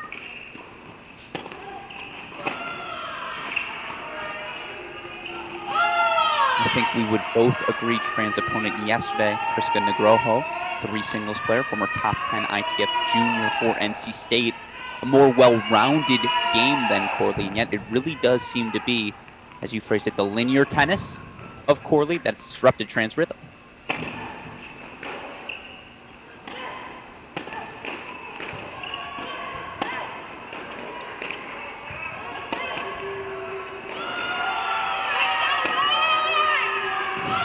It's just pace, flat. And that Trans, again, just not able to get under and through because of how low that ball's staying. It's part of these courts being lower bouncing. So game points for Ivana Corley.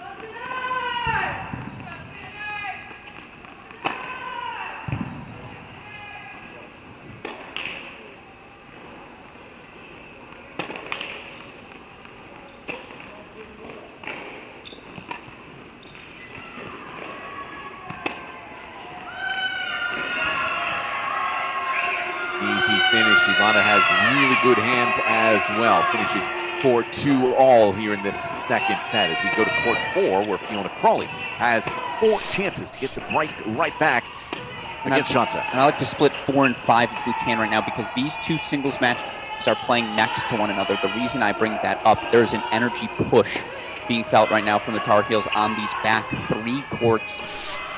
The Tangillig break really seemed to wake up the Tar Heel crowd, and they sensed now's a moment where if they don't capitalize, this match could slip away. It's important to point out, as you mentioned, that these back 3 courts, the setup today is different than it has been for these 2 teams throughout the week, as we're playing on 3 courts on our north side, 3 courts on our south side, essentially. So it's just a little bit different setup. Courts 1 and 2 for us here. They've been on their own little island. This time it's 1, 2, and 3 on one side, 4, 5, and 6 on another. It does make a little bit of difference, especially as we get later into this. And more than anything else, coaching. And clearly we have the same source. I was also speaking with Pepperdine assistant coach Pete Dillingham, who said, I was on courts 1 and 2 yesterday. I had no idea what was happening on the back bank. I think this 3 and 3 field, just one they're more accustomed to. We have the same source because nobody else is left. Everybody has gone home. I don't know. You're stealing my coaches, my sources. He came up to me. Yeah, so I don't poach anything. He actually rejected me. That's not the first time. Thus, you're my Valentine. 1-all here in this ensuing Crawley service game. If we can we go over 6? As we see Crawley got the break back, but Yarlagadda trying to make an early push, 30-all in the service game of Oklahoma freshman Emma Staker. I have to call them the Blondies now. And Lane Sleeth did take that set 6-2 at 1 for Oklahoma, yeah. Right now, Oklahoma dominating the tone, not dominating, but winning the tone setters. I would say, I think you calling them the Blondies has a different connotation than I think Audra Cohen. I think that's a very much a team thing than a media thing. I'll have to ask.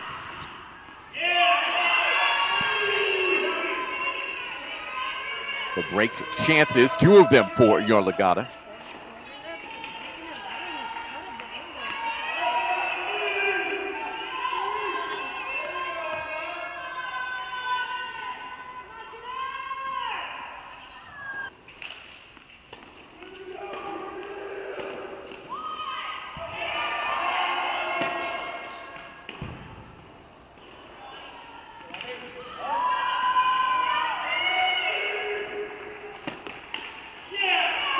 Break North Carolina to start the second set. We're going to go to 3, but also just mention that Elizabeth Scotty is nearly done with her match 1 court over. Scotty for North Carolina, 6-2, 4-love over Carmen Corley. So North Carolina is going to see a point on a scoreboard here within about 5 minutes, which we'll see if that has an effect on the rest of the squad. Yeah, and I continue to point out Fiona Crawley at number 4 singles now, up 40 30, I believe, in her service game 1-0, but she has started to raise her energy level. A yell after every point she wins. She's not typically the most vocal player, but I do think 3 first sets in the bag for Oklahoma, for the Tar Heels notice that. They feel that. They're responding accordingly. Big spot here, though, for Ivana Corley. She's going to have 2 chances.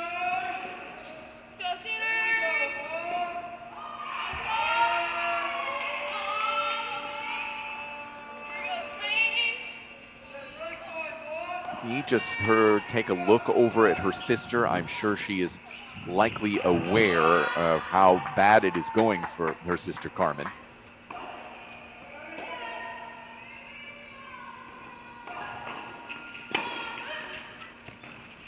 It's wide after the net court.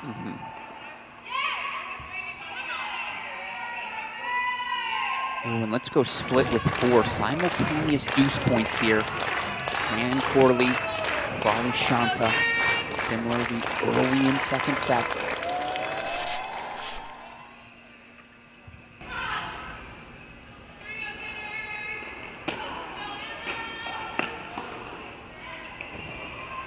Overrule? Overruled on that first serve. Crawley holds for 2-1. Let's go full on 3.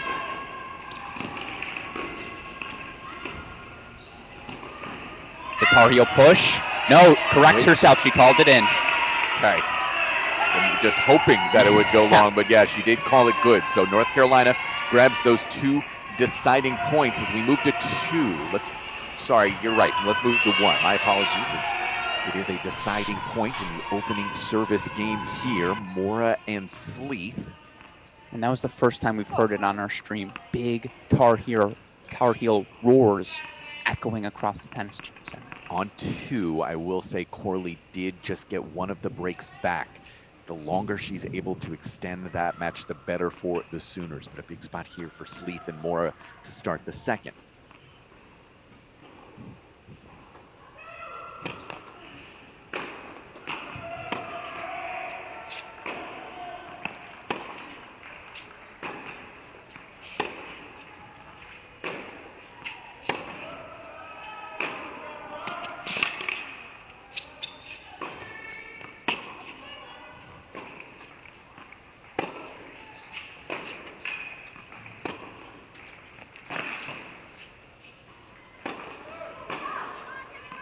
Absolutely.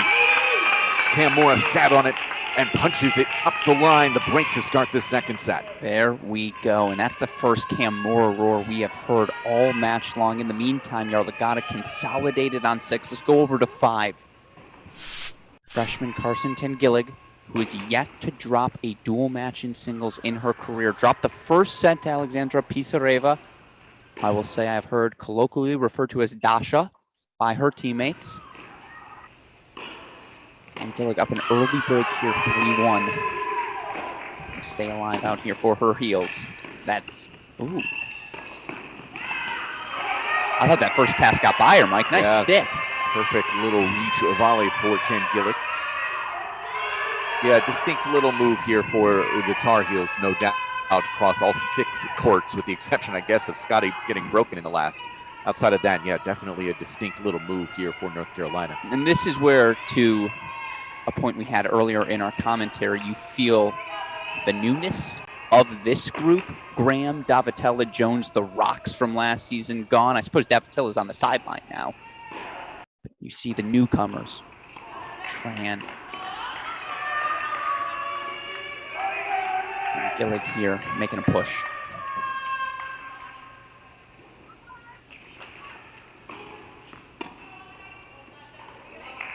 If we can we pull up the scoreboard right now just to accentuate the point we're making here? As you look across the board, Tar Heels looking strong in these second sets to start, Mike.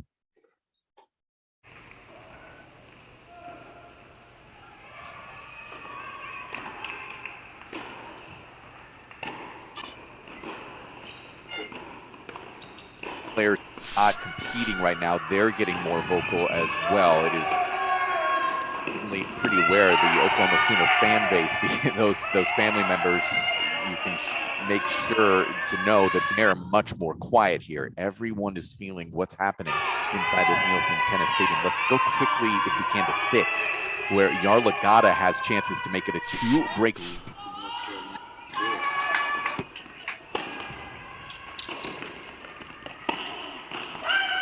Perfect angle. She grabs another break for the Tar Heels as we go to 4.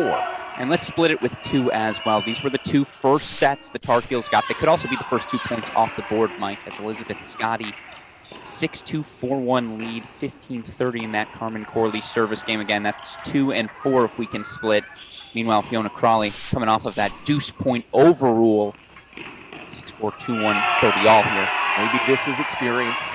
Maybe these are legs for Oklahoma. Either one is certainly viable here, and we probably won't know until this one is over. But yeah, you get the sense that this is where the Tar Heels can really make a big run across all 6 courts. And the Scotty match right here, I think, is actually a big one. If she gets a point on the board in the next 10 minutes, what it does in terms of the ripple effect would be massive.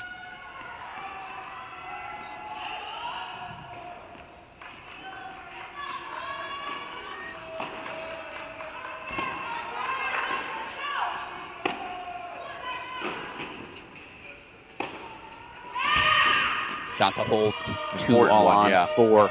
Let's stick on 2 here. If Scotty gets the break, match would likely be complete.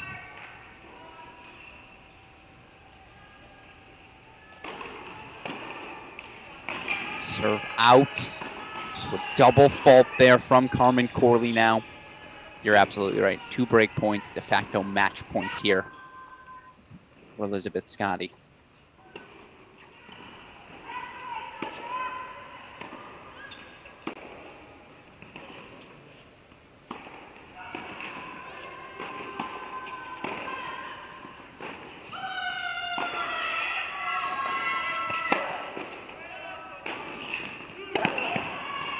Well fought off, one of these virtual match points, but one more coming here for Scotty. A huge hold for Camora for 2-love on 1 as well. And if we can, a split here and on 5, 2 and 5 on the split, as it's a deciding point over on 5 with Tangillig of North Carolina up a break at 3-1 serving.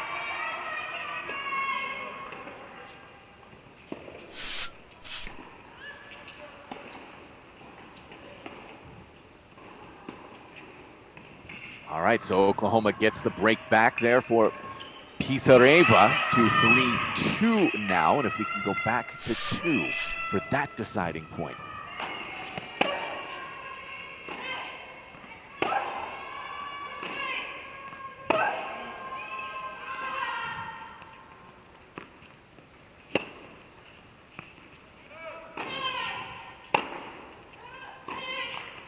There's the break for Elizabeth Scotty, and a point is upcoming for the Tar Heels as she is 1 game away at 5-1. And I will tell you, these top 2 courts, the 2 upperclassmen veterans, Camora, Elizabeth Scotty, have been a part of these back-to-back championship runs for the Heels here at the indoors. Camora feeling herself right now. Strong start to set 2. Yeah, we'll stay here for the moment to see Scotty close this one out, make that attempt. Yarlagadda 4-love lead on 6. You do just wonder, how much does Staker have left in the tank?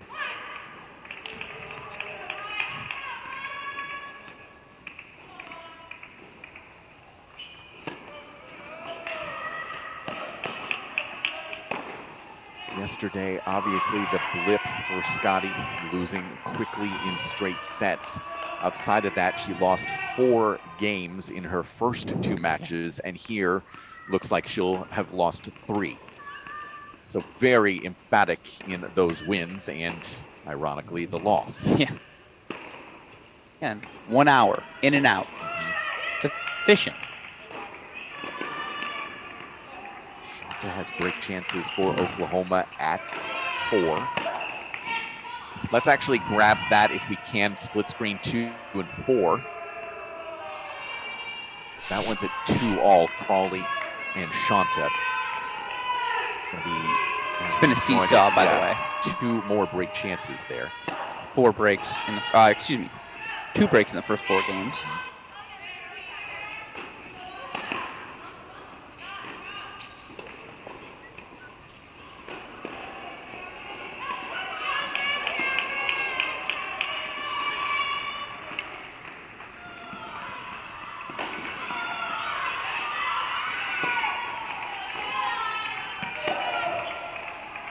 That's long out of Scotty, so Corley has opportunities to extend there at the 2 line.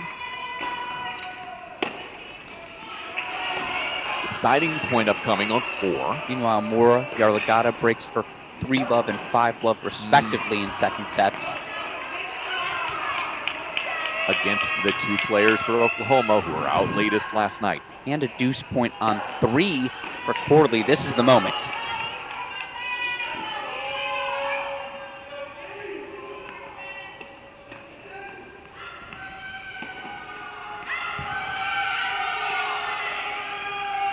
Corley, 6-2-4-3 break up now for OU at 3. That ball was long from Carmen Corley, so Scotty with a match point. Oy vey.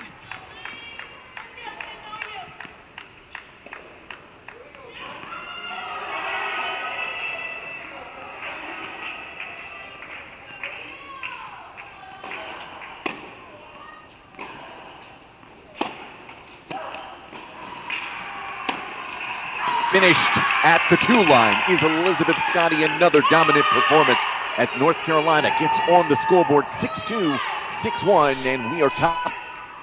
1 apiece. So Shanto with the break as well there at the 4 line. Let's go to 5. We haven't checked in on this one in a while with Pisareva 2-3. Spent a little bit of time here. Haven't watched again. Ivana Corley set break up for Oklahoma at 3 as well. So there is still some silver linings in this Carolina push for the Sooners. And again, they built themselves a doubles and first 4 sets in singles now. By the way, 3 love Mora. I do want to point out, has a team come back after dropping the doubles point in 4 first sets in singles? Well, it's happened twice this week. I'm glad you asked, Alex. First time happens, Florida.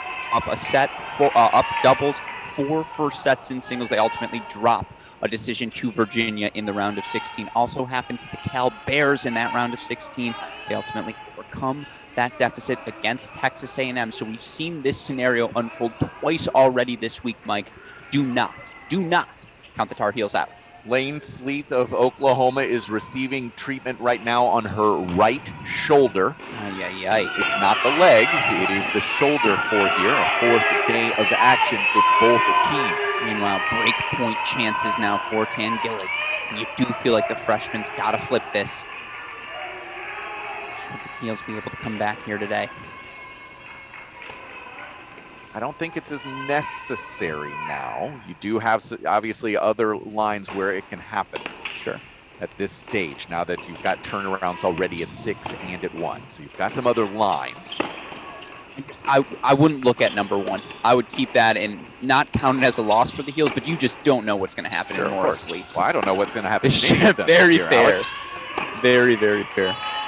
From Tangillig, so Pisareva hanging on, a deciding point upcoming. Yarlagadda for North Carolina is serving for her second set at 6. Riley Tran with chances to get the break back from North Carolina at 3. Still just want to point out what a performance from Elizabeth Scotty, giving exactly what her team needs. That's a veteran right there.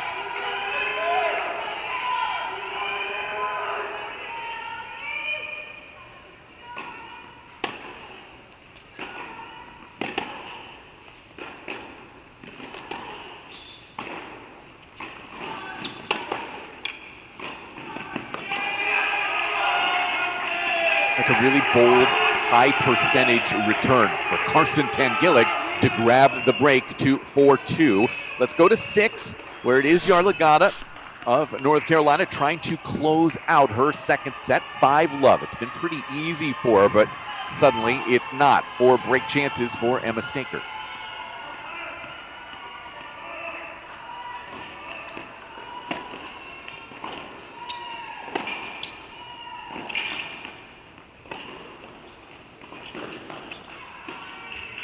unsaved. Riley Tran just broke at 3 for North Carolina to level things with Ivana Corley. 4 all there. Here's a fun comment for you from Kiana Upshaw, Mike. Undergrad at Oklahoma, grad school at UNC. Yikes. House divided, inner person divided. What do you do in that scenario? You'd be happy for whoever wins and Yeah. empathize with whoever loses. I go with whichever degree got me better paid.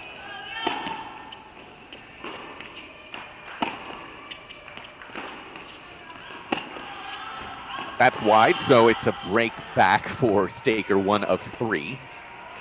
Long way to go. Let's go to 4. Shanta maintaining a break lead. It's 3-2. Gain points in this aggressive return position for Fiona Crawley. That's a nice aggressive return. From High Fiona percentage as Crawley. well.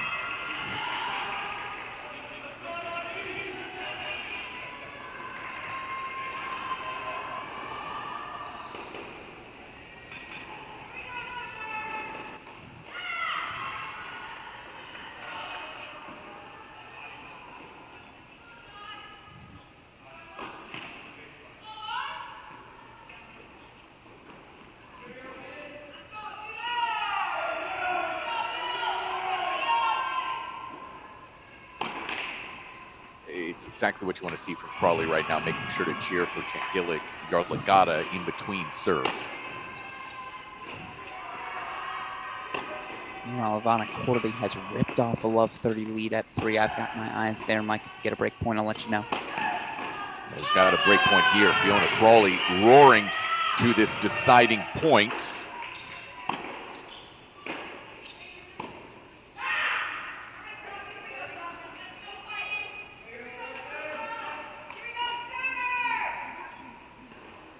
One of the most positive people I've ever seen on a tennis court. It is rare. It's delightful.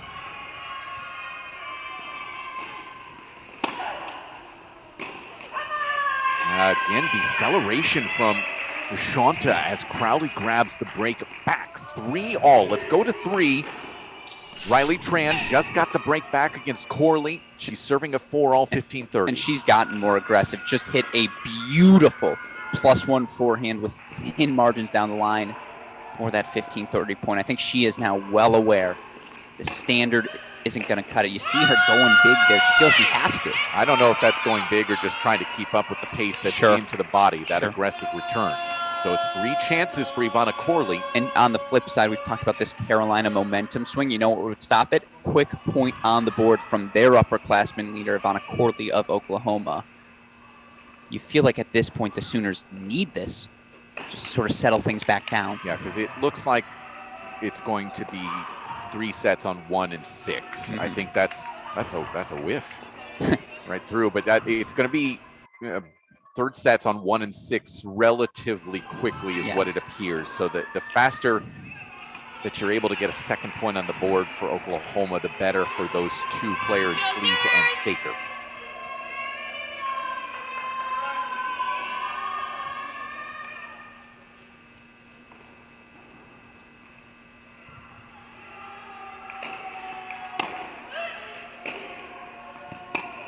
Oh, net cord goes the way of Riley Tran. Deuce point coming up here on 3.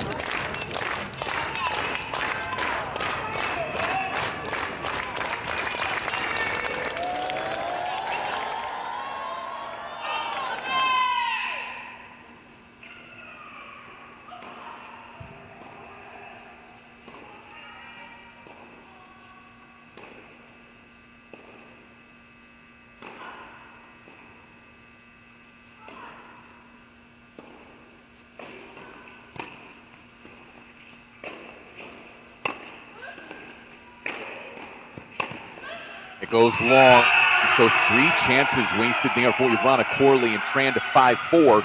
Now in this set, let's go to 6 for a set point alert for North Carolina. Did you see that fist pump from Coach Calbus? He is not a man who shows that sort of emotion openly throughout a match. He is responding to that energy of the Oklahoma coaches. I love to see that from Coach Calbus. So it will be a decider here for Emma Staker. Yarlagada's going to take it on the ad side. Cam Mora holds for 4-love in that second set on 1, Mike.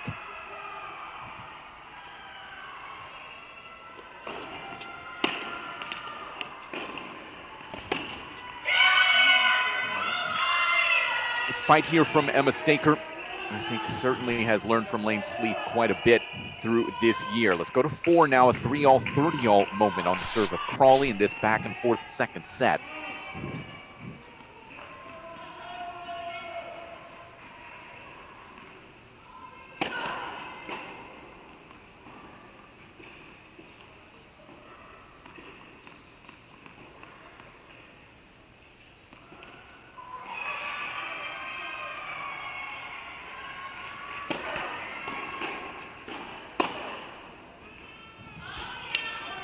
I wish I could do that.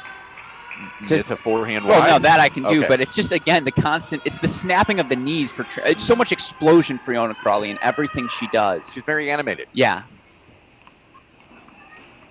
Kind of love that. Again, that energy. The scoreboard is Incorrect. incorrect here. Yeah, it's great chances for Shanta.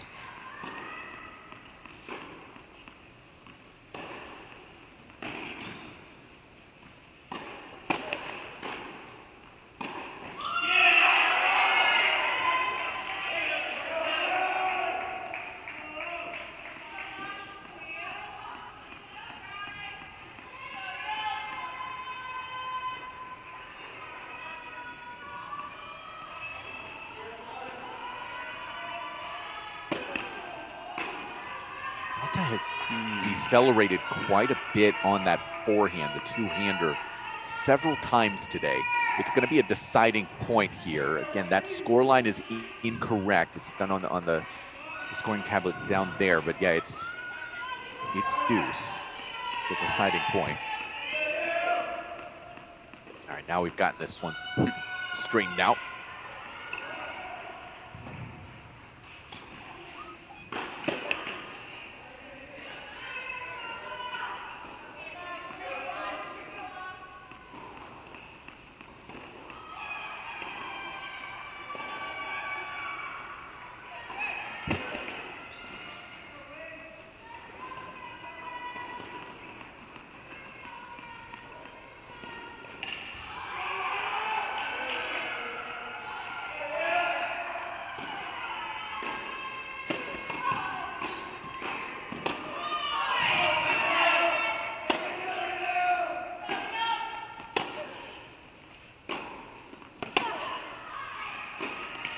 Oh, set it up well, just can't find the execution. Let's go to 3. Huge moment. Ivana Corley serving at 4-5 against Tran, 30-all. And I'll tell you this, Cam Mora held for 5-love at 1. Yarlagada 5-2, but now down love 30. Staker the chance for 3 straight games. Carson Gillig looking to break for a 5-3 lead as well as the second set reached the finishing line.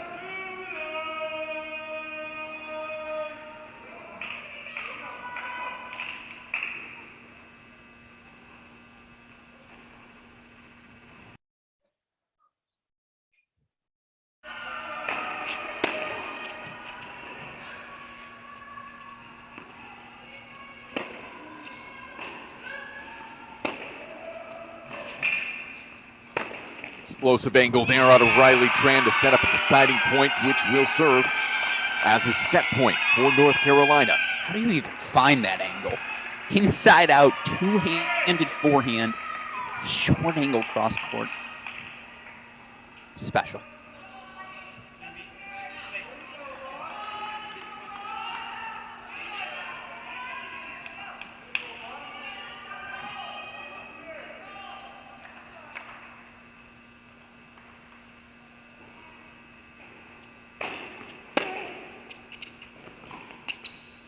That decision a little bit shaky from Ivana Corley, and Riley Tran has grabbed another second set for the North Carolina Tar Heels. A third now on court number 3 as we go to court 6, where it's Yarlagada 5-2 serving, and now 30-all, 2 points away once again from this set. I will point out, big hold from Dasha. Pisareva at that 5 singles spot for 4-all. Still on serve there. Oklahoma up a set at 5. Again, as you're looking, feels like OU really needs a straight set victory as of right now. That's their best chance to pick one up.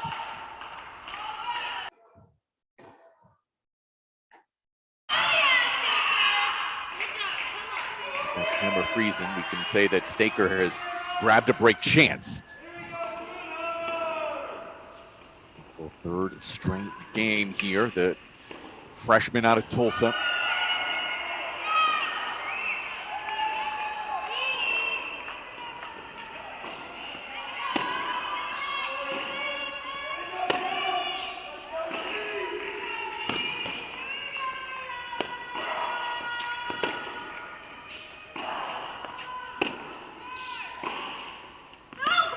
Gets away from Yarlagata. She's in danger of this set getting away from her. Another break for Emma Staker, now 5-3 in this second set. Let's go to court number 1, where it's Cam Mora trying to close this one out. We might want to obviously keep an eye on 5. No, that one's a 4-all. If you listen closely, you heard after that break from Staker, big roar from volunteer assistant coach Cobra for Oklahoma. They feel this one slipping away.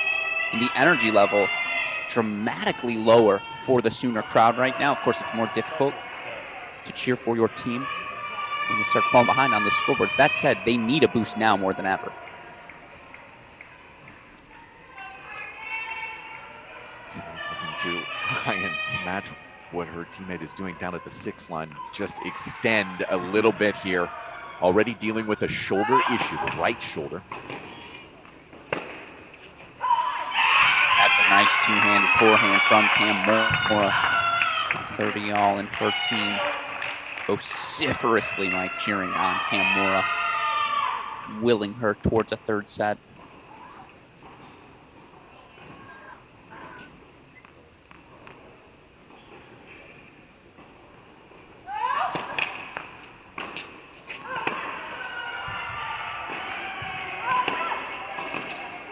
That's the question for me as we move forward in this match, likely towards the third set. Sleeth has been phenomenal. Her athleticism, elite. However, can she find ways to shorten points just a little bit to save the legs as you get deeper and deeper into the third? We'll find out, as she does have a couple of break chances.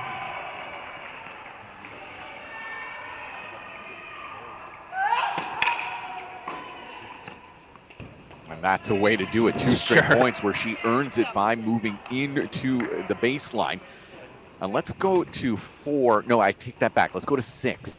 As it is Yarlagata who just inched to 2 points away from this set. 3-5 on Staker's serve. Yarlagata's had a couple of overheads in this game. 15 points. She misses the overhead long, makes the adjustment on that last point for 15-30. She is really trying to press forward now.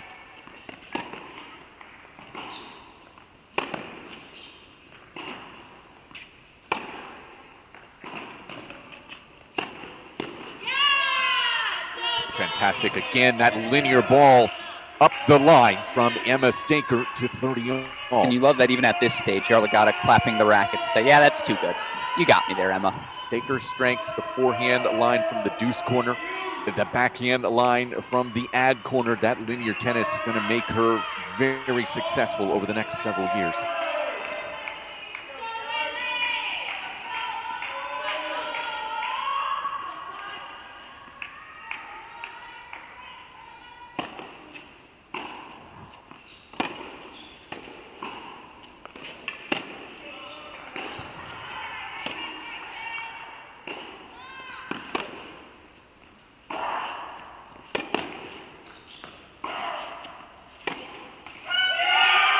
Get down and through that one. Good aggression from Yarlagata, setting up set points.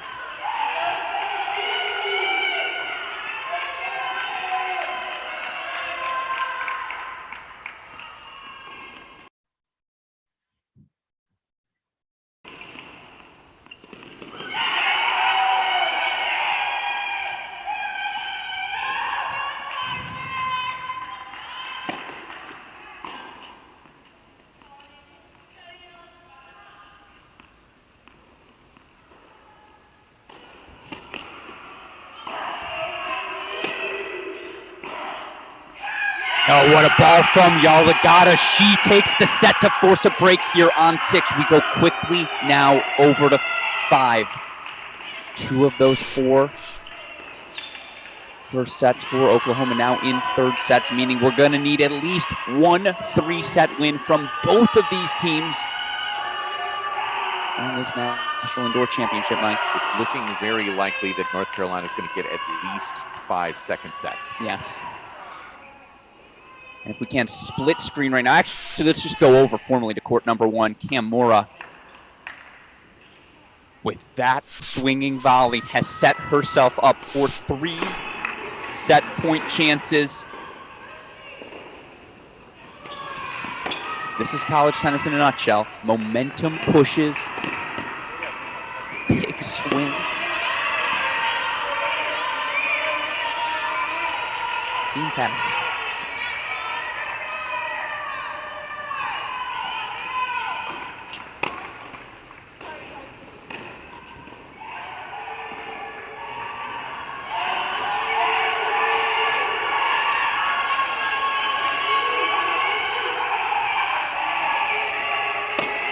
Good night. We're headed to a third. That was crunched by Cam Mora. 6-1 in the second. A third set upcoming on court number 1. Let's go to 5. Sareva for Oklahoma, serving to stay in this set for 5. It's going to be 40-30 as we rejoin. Crawley just held 4, 6-4. 5-4 as well. 1 game away from a 2-point lead, 2-1 lead. There we go. Are the heels.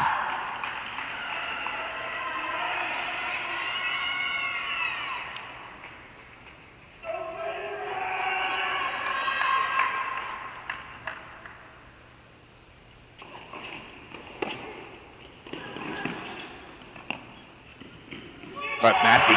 Oh, man. This is for the sweep, right? Oh, excuse me. Fiona Crawley's still out there. This is for 5. You've got 4 second sets already for North Carolina with 2 still to play. The deciding point here, set point for Tangillick.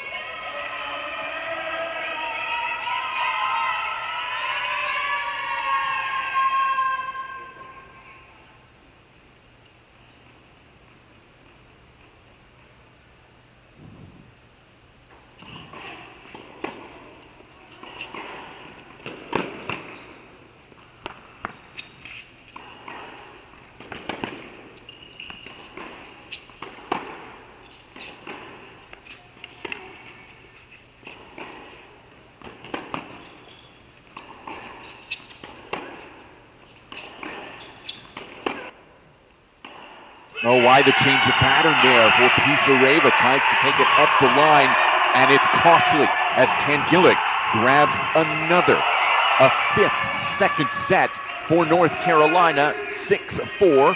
So that means we have third sets on 1, 3, 5, and 6 as we go over to court number 4. Our final remaining second set, Crawley 6-4, 5-4 on serve. What's the thing 1, 3, 5, and 6 have in common, Mike? They're all in the third set. And they're all first sets taken by Oklahoma as well, which is just speaks to the momentum being seized by the Tar Heels. And that point from Tangillick was the first one where there was silence in the building. Yep. Changeovers on all these other courts. You felt the roar from the Heels. Mikey Walk Up in the comments says, I thought tennis was one of those sports where the audience was kind of quiet. Not the case, Mikey, when it comes to college tennis. Look at that celebration from Fiona Crawley. 2 points away.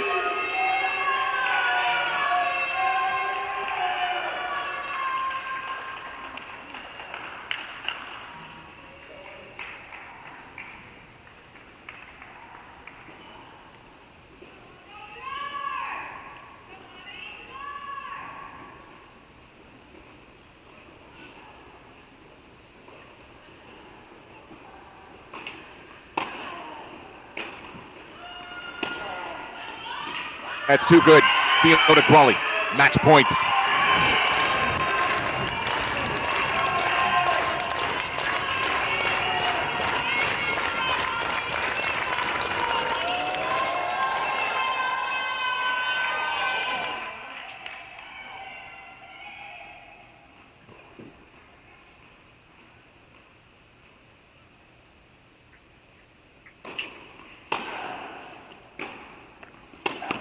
hyper aggressive with that return.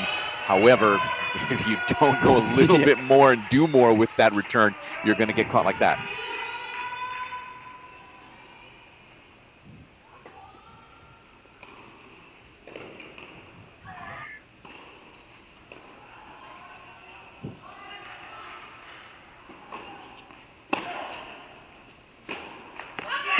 That's another point on the board for the defending champion North Carolina Tar Heels. 6'4", 6'4", Fiona Crawley makes it 2-1 for the Heels as we head over to court number 1. This is such a fascinating start here, and this is the one I want to lock in on because you do feel like for Lane Sleeth, she's played such physical tennis these first 3 days of the event. Cam Mora, that quick loss early on days 1, quick first set loss on day 2. Perhaps that helps her here as the more fresh of the 2 players. You just feel like if Mora can run up an early lead here, does Sleeth have the legs left in the tank to keep things close? 30-15 here.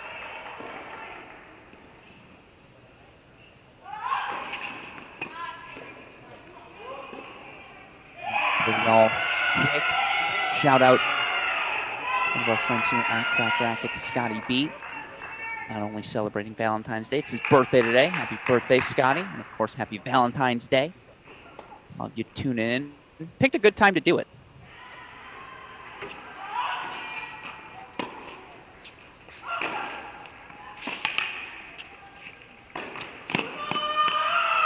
To be honest, I think she lost that point twice. Approach shot looked wide. Nevertheless, volley into the net. Break point chances for Lane Sleeth.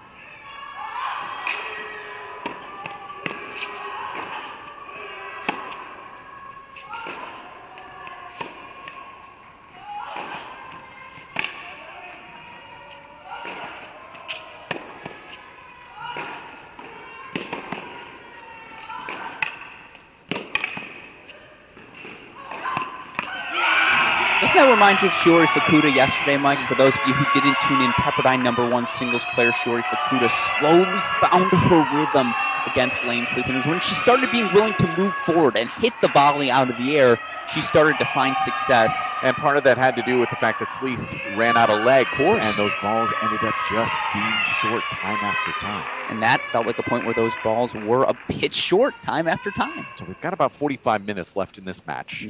Due to the fact that we're early in third sets, but these next 10 minutes probably will tell us the story. Yes.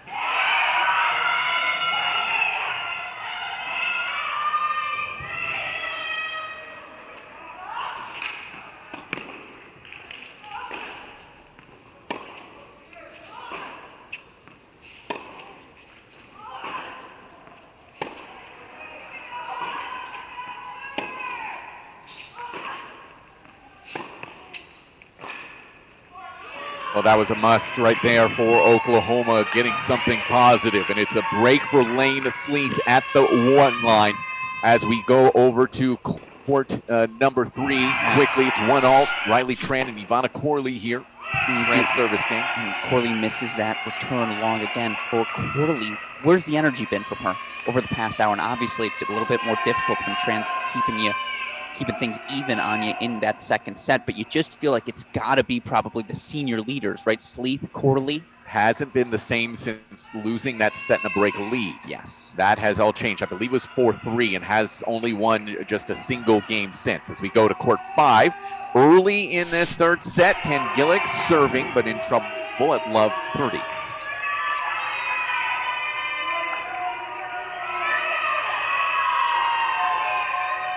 Make that 15-30 now, by the way. Thank you.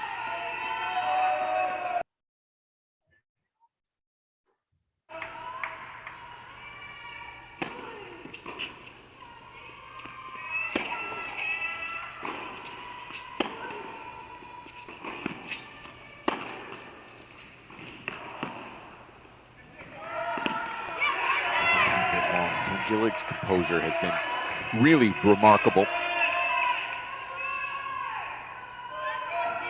Doesn't look like a freshman out there, does she? Testament to success she's had. I also like that she keeps attacking. I really like the game. Feels like there's a lot to build on here.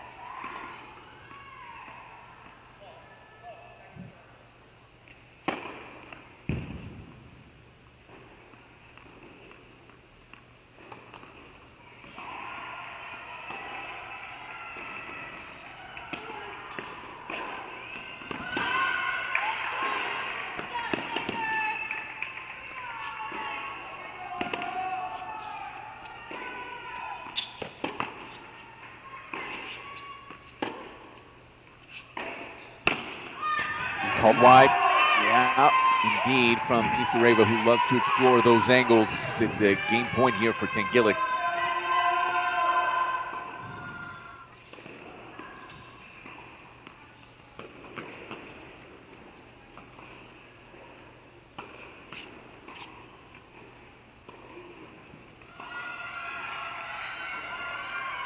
Reminder, 2-1 heels. Oklahoma dominant in the doubles point. Elizabeth Scotty, though. Another comprehensive straight set win at 2. And then Fiona Crawley doing what she does best, winning dual matches in singles. So 2-1 heels. With 6 second sets. Yeah. 6-4-6. Has a team ever lost a match after taking 6 second sets? I'm going to leave it out there to you listeners on the stream. Prove me wrong. How are people going to really? By saying yes, you just want to go through every box score of college St. tennis. Louis versus Kansas Wesleyan. By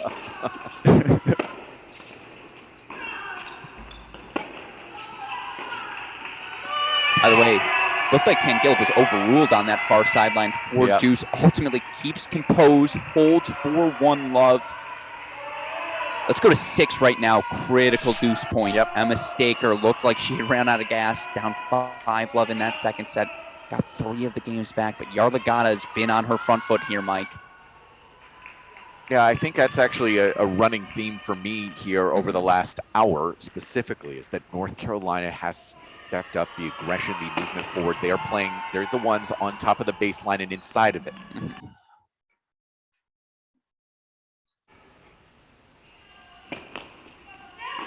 Oh, no. Yeah. A break for Yarlagadda as Staker, the freshman, throws in the double as we head over to court 3. Tran and Ivana Corley. Corley serving. And I think it's been 30 minutes since we heard a boomer in this crowd. And you do feel like if Corley holds here, we'll get a yell.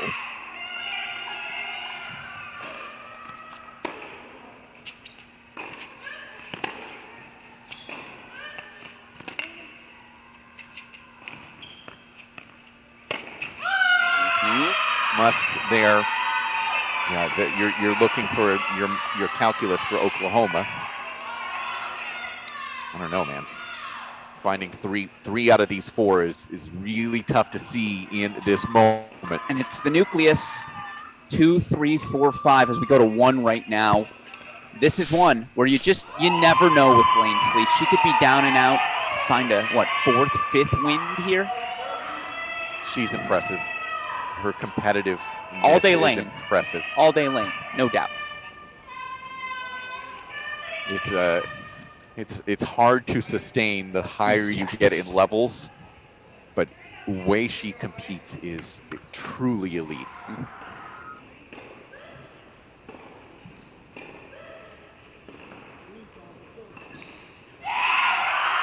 See it and hear it in the corner of your screen. I've never heard Elizabeth Scotty yell like this.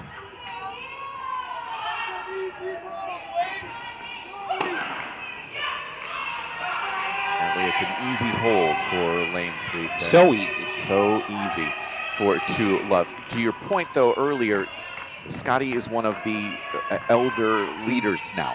As a freshman, as a sophomore, that's not expected of you. Yes. It's great. It's encouraged. But now it's a different level. She has to be one of those leaders, especially with her teammate Cam Moore right out there right now as we go over to 6 as Staker for Oklahoma looking to find the break back. She has it to love 30 with Yarlagadda.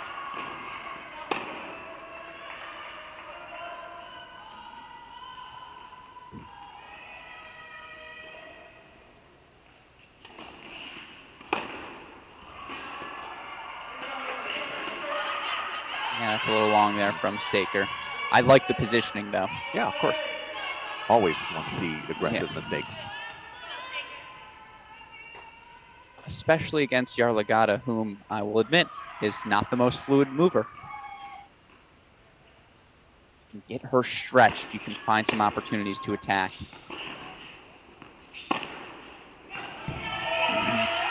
Overcooks another forehand long.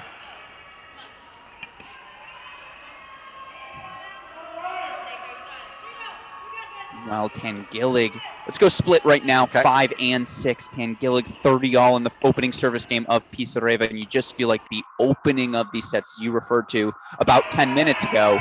These 10 minutes so critical for Oklahoma not to let it slip away. Yeah, much more critical, I think, for Oklahoma than North Carolina. You just like, where's the third push, right? They had the big push at the start of doubles, big push in singles. They had a third one. It's going to be a game point here for Yarlagata on the left side of your screen.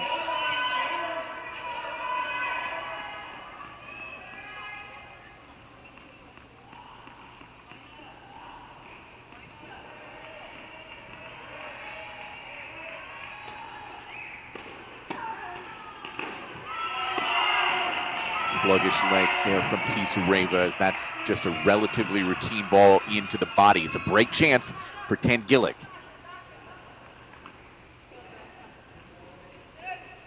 And remember, 2-1 overall. Sooners need 3, Mike. Not just 2, 3 of these 3-set matches.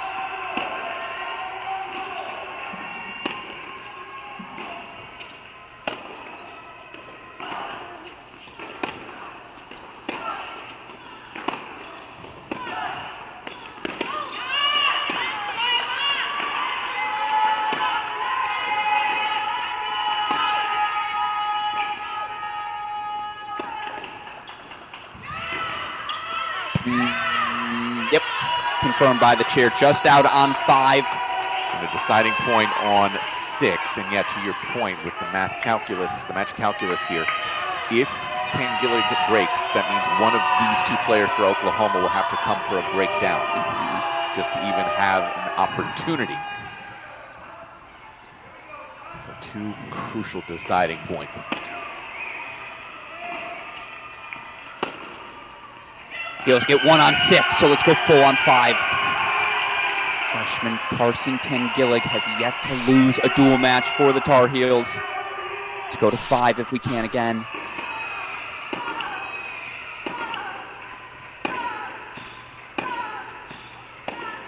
Well, this one is slipping away from Oklahoma in a hurry, as it's another break for the Tar Heels. The 2-love in the third as we go to court 1. Cam Mora serving to get on the board here in this third set. And that will set up a game point, hitting her spot. This match is not over, but there has been a narrative about this Tar Heel program that in the biggest moments that they will fold. You look at their lack of NCAA success compared to their more broad success they have had in college tennis, and yet down doubles and 4 first sets. If this isn't coming back from with your back against the wall, I don't know what is.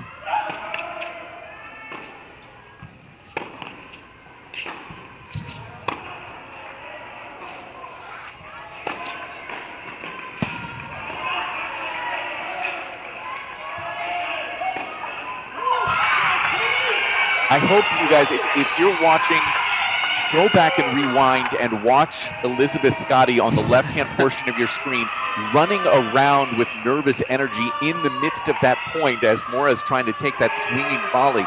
Mora does get on the scoreboard 2-1. Let's go to 5.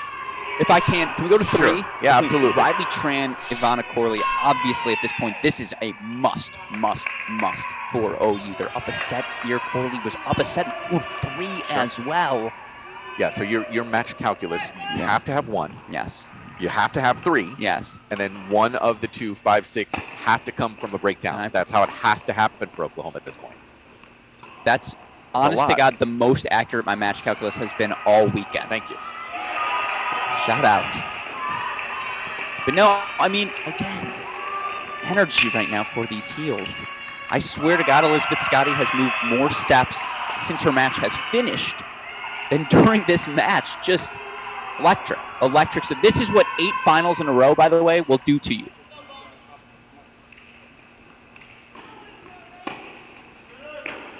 Here for Tran. Let's go split with 6 as well. You just feel like Yarlagadda. Foot is on the gas pedal. 3 love 15 for Staker.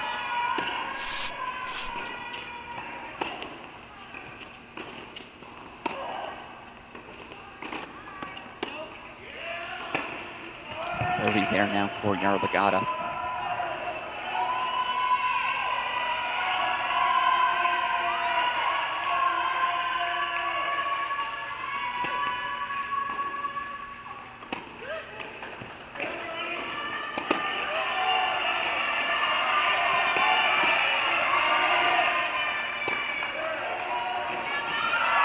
That didn't make it, did she? No, it's going to be break chances for Riley Tran. Let's go full on 3 for those break chances. Yes, absolutely. That's, Yeah. if you tell me Oklahoma's down breaks on 3 of these third sets, I just don't see a path. So this becomes almost a clinch point.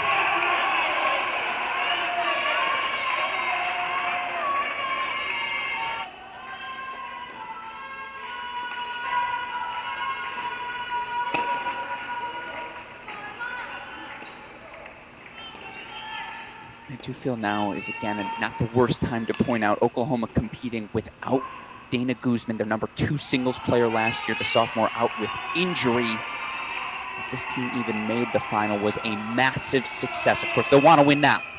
But just worth keeping that framework in mind. Ooh.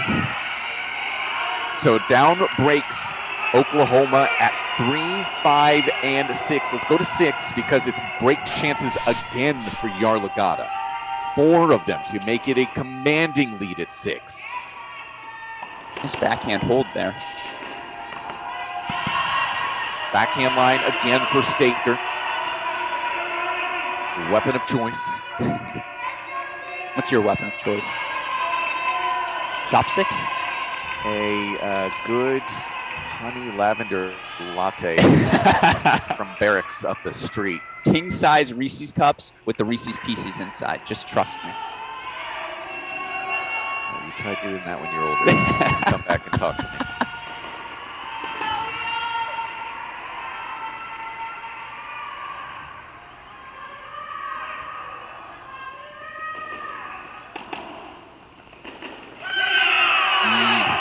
So all Yarlagadda and North Carolina at the 6 line. Let's go to 3. Corley, desperate moment for the senior out of Albuquerque as Riley Tran just finds ways to win.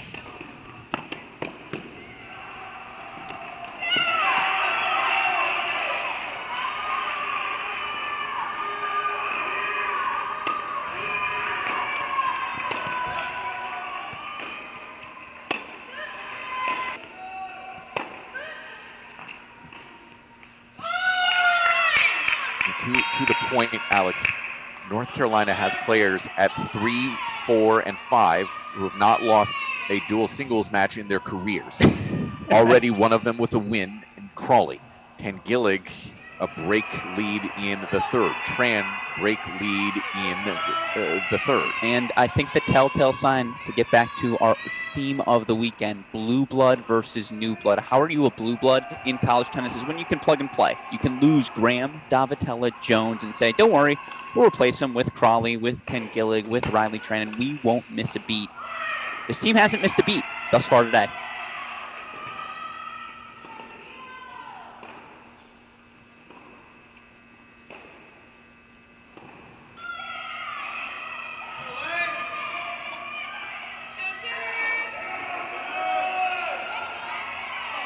Situation, hoping to make it a second break there for North Carolina at 5.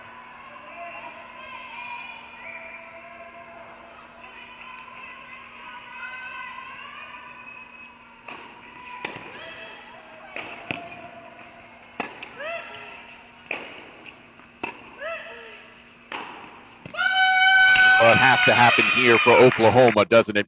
Ivana Corley, 3 chances to get a break back. And this is critical, but we should split with 6 as well as Annika Yarlagadda. 4 game points for a 5-love lead now at 6. Again, courts 3 and 6.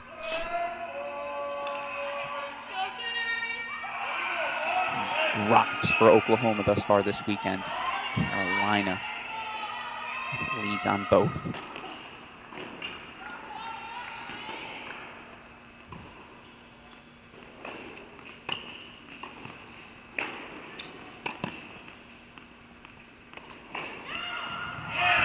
Yep, catches the line there from Tran. A little deep from Yarlagadda. Still 3 more game point chances.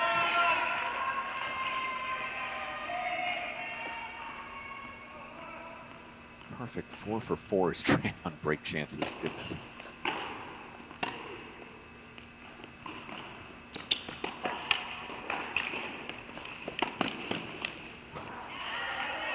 Good hitting there from Emma Staker. The freshman's back against the wall right now. 5-love feel like is a kiss of death. Oh, it's a little bit of a little hope for Oklahoma. And if we Morley grabs a break to 3-4. And you talk about hope for Oklahoma, let's replace 3 with 1 now. Let's stay on 6, but if we can replace 3 with court number 1, he's fought off a Actually, we have break chances on 1 and 5 right now too. Yay. Ken Gillig for North Carolina at the 5 line. Mora at the 1 line for North Carolina.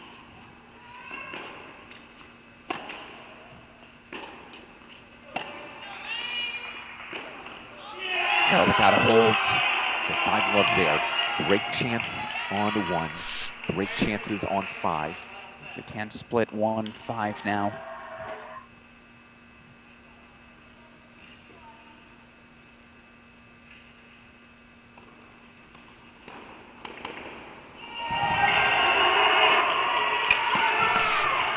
Caught a line. Double Cam Mora. Double break heels as Tangilla gets it as well. So 5-love Tar Heels at 6, 4-love Tar Heels at 5, 4-3 Tar Heels at 3, 2 all at 1, Mike. This matches the Tar Heels to lose.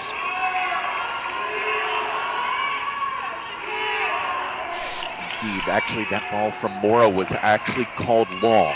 So Gotcha. it is Okay. 3-1 Slee. She did maintain her break lead. And for whatever it's worth, that did look long. Okay, let's go to, gosh, I don't know where it looks even competitive at the bottom of the lineup, and that's, as we said, one of the 2 players for Oklahoma, Staker or Pisareva, was going to have to come from a breakdown. Now both of them are going to have to come from 2 breaks down.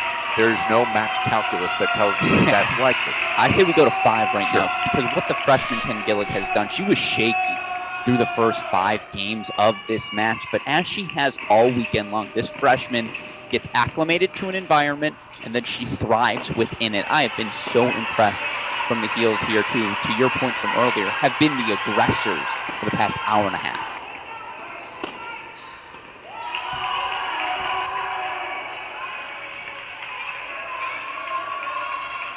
Actually, I'm going to say why don't we go over to 6 as Yarlagadda is closing in a little bit tighter to the finish here. She's 3 points away on Staker's serve.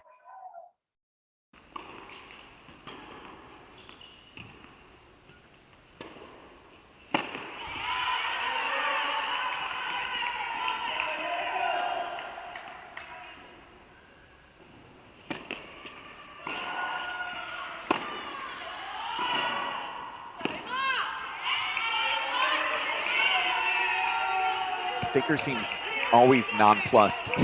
Very, not a lot of emote from her on a court, which is probably going to be a positive for her long term. But yeah, it is a difficult spot when you are down love 5. You realize your team is on the brink as well.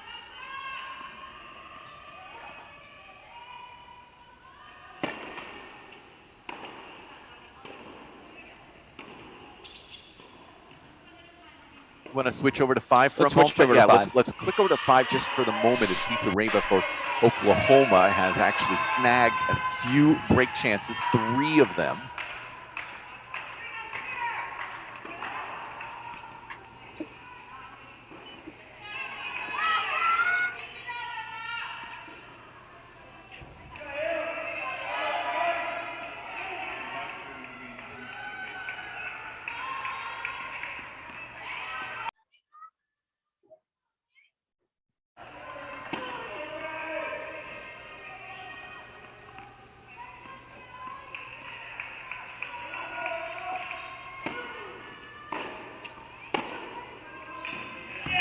That's a forehand. Tangillig, as I'm just looking at my notes, mentioned that she hasn't lost a singles match in a duel yet here at North Carolina. Also didn't lose a match in her high school career. So in terms of the team competitions, now only played 1 year. Yeah. But hasn't lost a dual match, I guess, ever. It's I mean, laughable. maybe. Yeah. I suppose there are probably some regional team cups and things like that. But in terms of for a school, still undefeated. That is remarkable. It's just something else. That's why Coach Calvis was so excited to bring her on campus this season.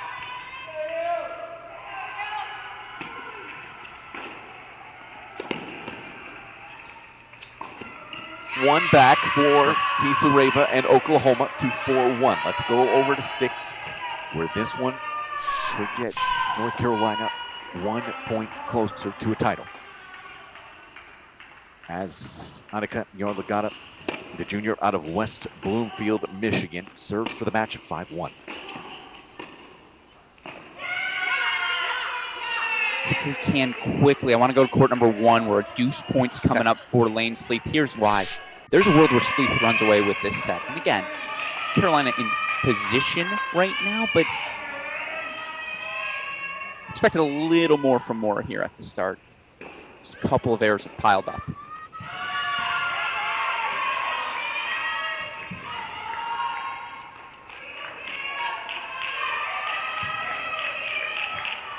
Point to the ad side here.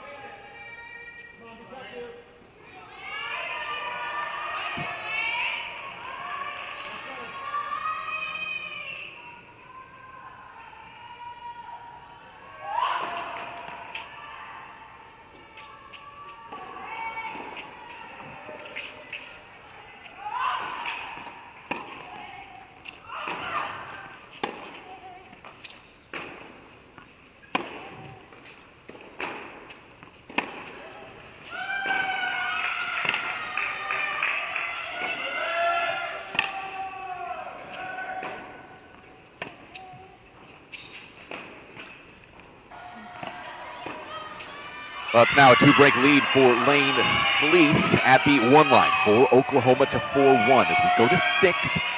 Again with Yarlagata trying to close out the match. 5-1, but a little trouble at 15:30. And I'm keeping my eye right now. Ivana Corley, 15:30 lead in the 4-all service game of Riley Tran. We said 1-3 were musts at the start of this match. Oklahoma is making that final push there. They do anything they can to stay alive. We've got 15:40 now. Yeah, let's split if we can. This is pretty crucial. 3 and 6.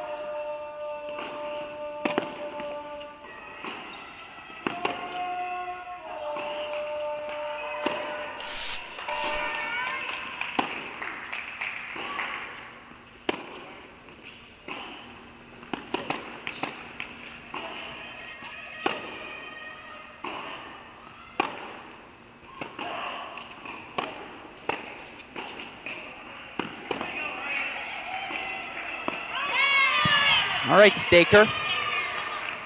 Not done yet. Was down 5-love in the last set before ripping off 3 games. Now a chance to make it 2 straight here. 15:40 left side of your screen. Still another break chance, 2 of them for Ivana Corley.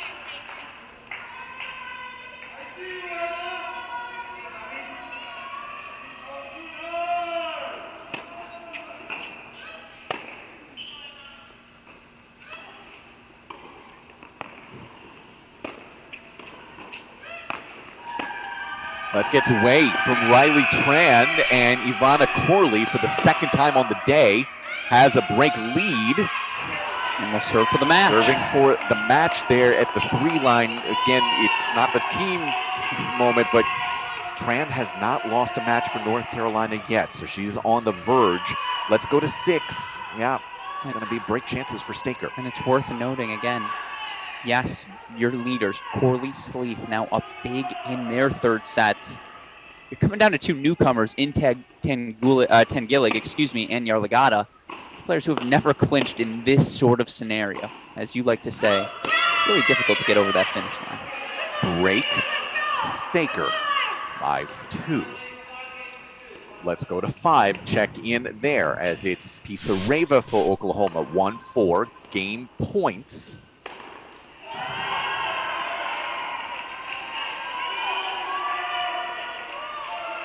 Now 40-30. Yep. After having just gotten the break back.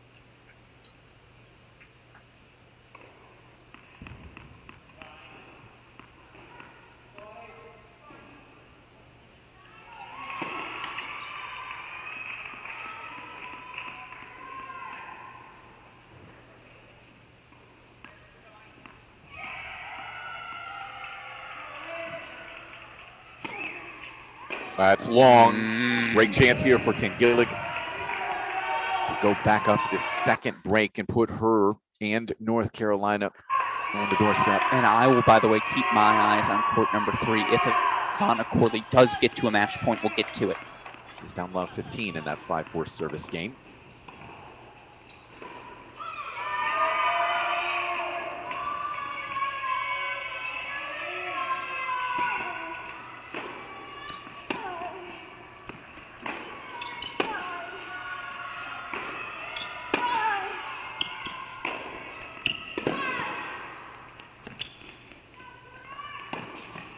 It's wide, and Tangillig to 5-1, getting the break right back.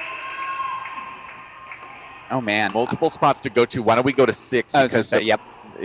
We're gonna keep an eye on 6 and 3 and 5 for the moment. And 1 as well as one's Lane close Sleeve. to it as well.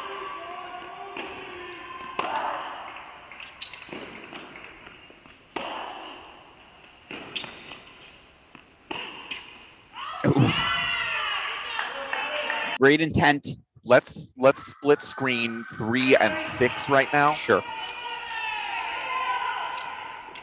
Corley has moved to 2 points away from winning actually match points for Ivana Corley on 3 for Oklahoma. There's a world where for a hot second it's 3-2 OU. And Sleeve gain points now for 5-1.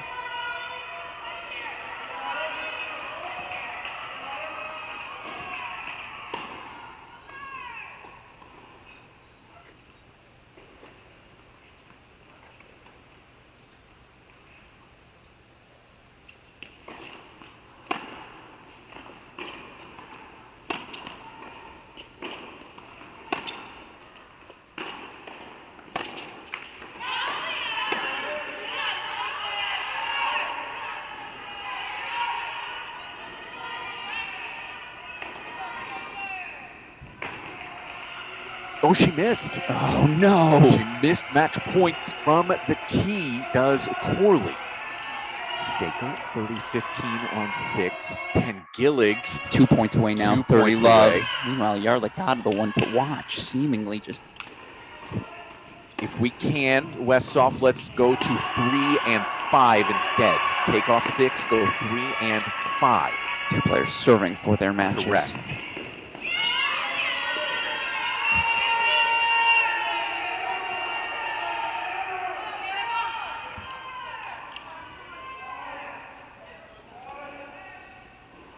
Ooh, on 3. That's a rough double there from Ivana Corley.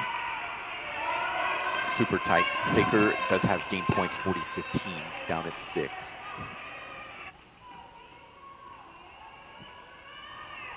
Staker actually holds there 4-3-5, so Yarlagadda to serve for it again.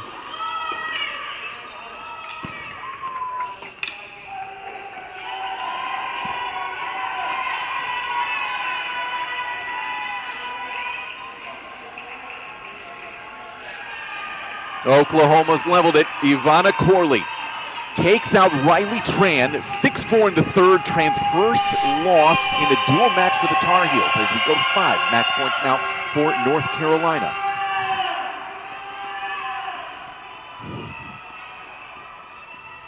Yarlagata 3 points away. She wins that opening point for 15 love. Worth reminding everyone, Yarlagata clinched yesterday's win for the Heels. Also earned the clinch in a 4-3 win over the number 1 ranked Georgia last season. Oh, sails on it up. Can we go split 5 and 6? This is our closest victory here.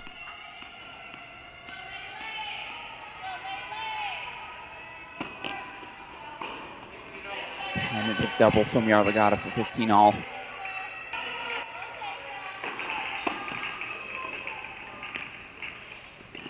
Oh, that's mean on a match point.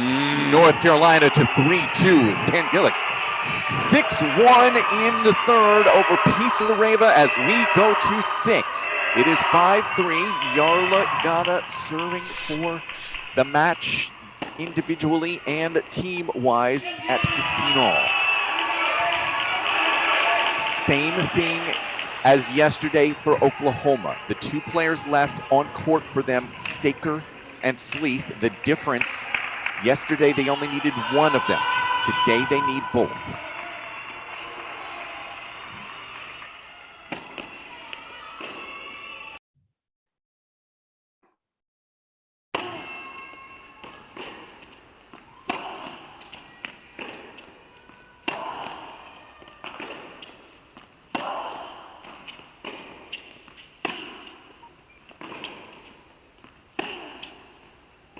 She finds the line.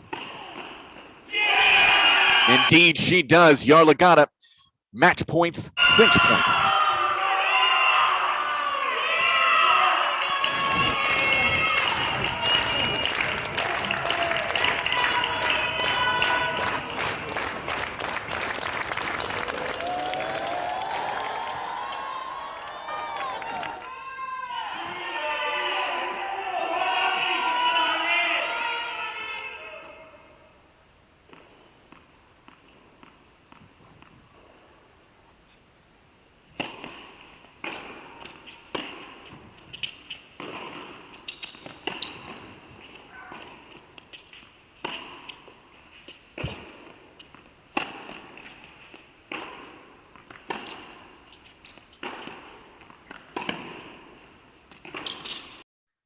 North Carolina has done it again for the 3rd straight year. The Tar Heels are champions of the ITA Division I Women's National Team Indoor Championships 4-2 over Oklahoma.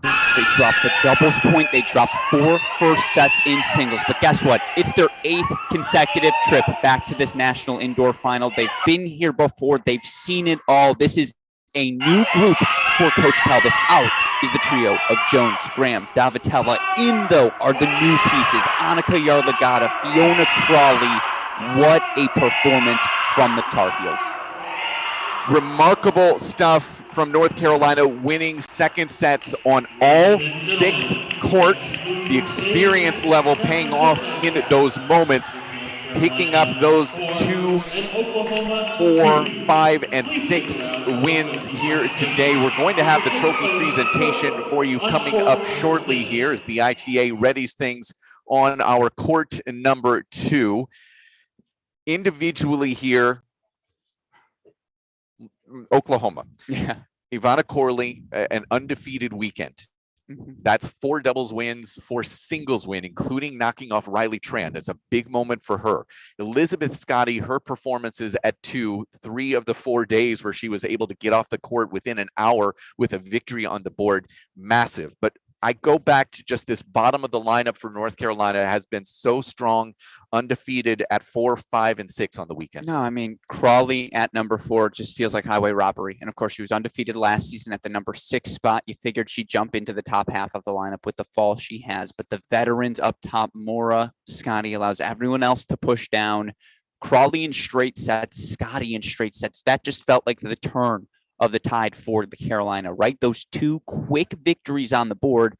Credit to Ivana Corley. You're absolutely right. And Lane Sleeth up 5-1 in the third set at the time of the clinch. You're right. It's the fight of these heels, and just they played the biggest moments of this match best. The momentum waves came at all together. College tennis at its finest. Yeah, I keep going back to those second sets. Yes. Oklahoma did such an incredible job making big pushes early in doubles. They made a big push early in those first sets as well to grab 4 of the first 6 sets. But then North Carolina, everything just stepped up. And overall, the aggression that they show, they're the ones from the baseline more and more. They're inside the baseline from 1 through 6, right? And it just pays off, and they grab another title here. They're 7th overall. Yeah, it's silly. Excuse me, 6th overall. And 3 consecutively. Correct. And just, again, what Coach Calbus has built in Chapel Hill, whether it be when you can plug and play the way they have, when you lose an Alexa Graham, a Sarah Davatella, who weren't just good players, they were top 10 in the country. Correct. Good. And they haven't missed a beat. They did not miss a beat this weekend, and twice we saw them drop the doubles point against Virginia in the quarterfinals. They roar to 4 straight set victories in singles. Here, it's dropping doubles and 4 first sets, and still unable to be put away. So much credit goes to Coach Cohen. So much credit to these Sooners. But the Tar Heels are the team to beat when it comes to national indoors. Yeah, let's talk about big picture here as well as we start to now turn our attention, obviously, towards the NCAA's in May as we await this trophy presentation. What's it going to take for them to be able to do it in May as well? Health. Like, more than anything else, I think it's going to be the healthiest team in May that wins, because certainly you look at this Oklahoma team, a reminder, they're without Dana Guzman, their number 2 singles player from last year, who would be right in the mix at the top of the lineup. And maybe Shanta, the freshman, moves down a spot. Maybe, by matchup you depict, do we go Staker? Do we go Pisareva? Just provides that many more options. Of course, there were other teams here this weekend. Pepperdine was 2 good minutes away from beating Oklahoma yesterday, and NC State, without their number 1 singles player, Alana Smith, 2 good minutes away from beating North Carolina yesterday. Parity is the name of the game, particularly while we have 5 classes of graduating seniors in college tennis due to that extra year afforded by COVID. I really do think, I wish I could say definitively the Heels are now the team to beat. They're not. It's whichever team is healthiest come May, in my opinion. That's the team that'll end up with the title. Yeah, and I think you're also going to see over the next couple months before we get there, these results are going to be pretty crucial in terms of seeding, aren't they? Absolutely. Last year, Pepperdine has to go through UCLA quarterfinals, UNC semifinals. They just ran out of juice at the end against Texas in that final. Texas avoided everyone. Absolutely. Let me put it to you this way, too. These teams, who's going to beat each other up? Yeah, you know exactly. What I mean. That's always one of those questions. Is it just going to be too tough? You just get worn down by the time you actually get to the NCAA tournament. I think that's a realistic issue. Absolutely, and you look for the Tar Heels now in that ACC conference. It's a freaking gauntlet. You had NC State in the semis. Virginia, so good. I believe they had 6 Sweet 16 teams last year. You throw in the Dukes, Georgia Tech's, Miami's, Florida States of the world. Doesn't get any easier from here. At the same time, for Oklahoma, April 29th, they have a date with Pepperdine. Right before the NC tournament begins, the 2 teams are like, let's play once more. Let's callous each other up before that run. What a weekend. What a weekend. North Carolina is making their way over here. Oklahoma is still in the midst of a team huddle. These are the teaching moments for coaches, for sure. Right? Obviously, we're going to have this presentation on court number 2 in just a couple of minutes. But these little moments where everything is still fresh for you, it's pretty crucial for Audra Cohen, especially, to kind of get in their minds and just make sure that they focus on the positives of this weekend. And Oklahoma knocking off the number 1 team for the first time in program history, not to mention obviously being in the first major final for them in program history. So much for Oklahoma to build on, and clearly just getting better and better each year. It was such an outstanding weekend for them. And again, you knock off Texas, second time in program history you've earned a win like that, and you beat Pepperdine, last year's finalist, on a semifinal stage. Nothing but up here for this Oklahoma team. And now it's going to be fascinating to see how they deal with a new word, expectations. There will now be expectations of them moving forward through the remaining, the rest of this season. Tar Heels still the blue blood to beat, but the new blood is on the rise, Mike. It looks like we've got national champion shirts for North Carolina. They have gotten out there. You're going to head on I got to get down there. I apologize. I got to go set up the camera and everything. All right. So Alex Gruskin will turn off his microphone, and as the rest of the North Carolina Tar Heels have moved their way onto court number 2, we'll allow Alex to do the same, and Oklahoma starting to make their way down there as well. Selfies are being taken by the Tar Heels right now. National championship selfie sounds pretty good right about now. I think Alex Gruskin will likely take one of those himself with that trophy. Yeah, Oklahoma now headed out onto court number 2 for Brian Kalbas and company, as we mentioned, though. Yeah, now this is the one that it's always hard to repeat. Don't get me wrong, as Oklahoma has hit out on court, North Carolina actually clapping for them as they make their way to court. But it's tough to repeat. Don't get me wrong, but I think Brian Kalbas, there is one more step got in front of them, and that is that national championship in NCAAs come May. And so it's going to be very interesting to see how North Carolina develops and pushes towards those goals.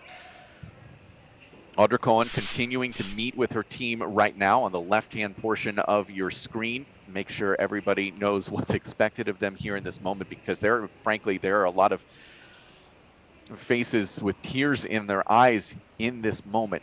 And there really doesn't need to be. It's understandable.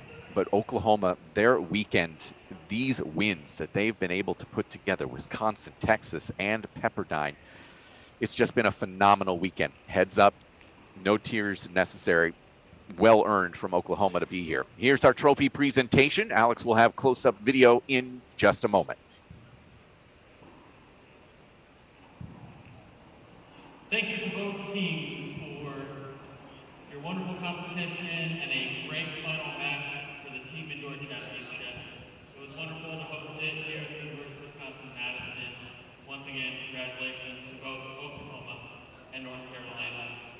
Right now, I would like to ask for Audra Cohen to step forward and accept the 2022 ITA Division I National Women's Team Indoor Championship Trophy with ITA Senior Director Corey Brooks.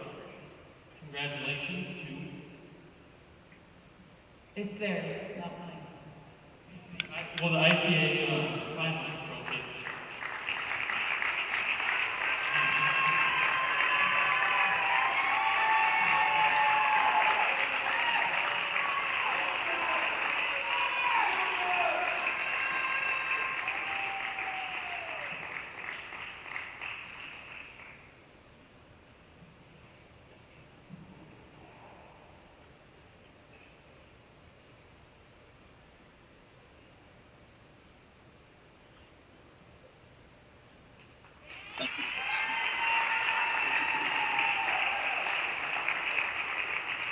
Now I'd like to hand off the mic to Corey Brooks, the ITA Senior Director of Championship. Thank you.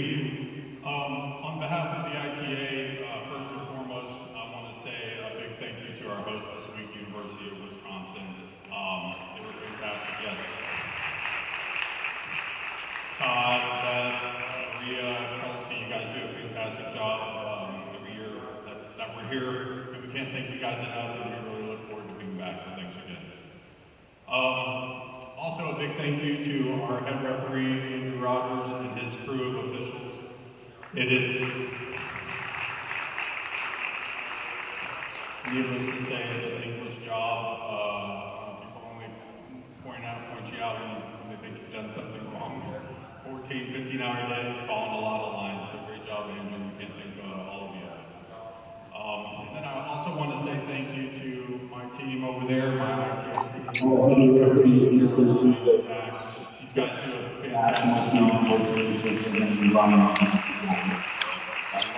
job. A lot of heavy lifting. This is going to be their first of 6 national team indoor championships they're going to be running over the next 4 weeks. So fantastic job to all of you. Can't thank you enough. Again, another round of applause for our 2 teams for a fantastic tournament and a fantastic final.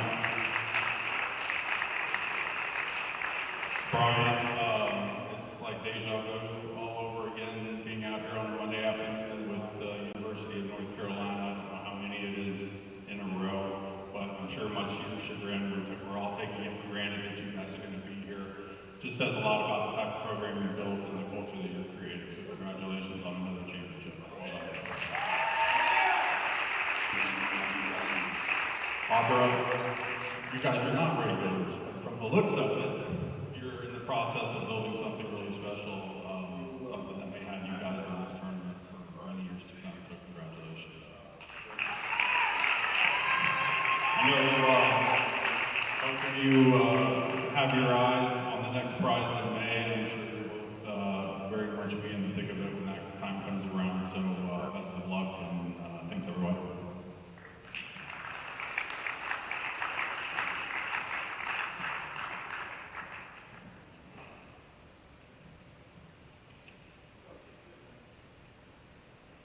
And now we'd like to ask Brian to step forward and accept the 2022 ITA Division I National Women's Team Indoor Championship Trophy from ITA Senior Director Corey Brooks. Congratulations, North Carolina Target. Your 2022 ITA Division I National Women's Team Indoor Champions.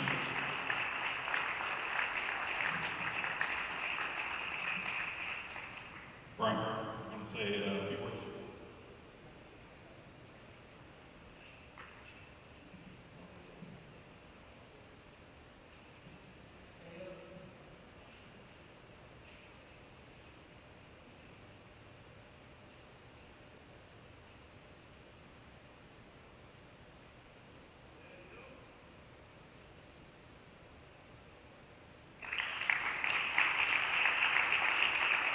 I first want to congratulate Audrey and the whole home team. What a great tournament, what a great match.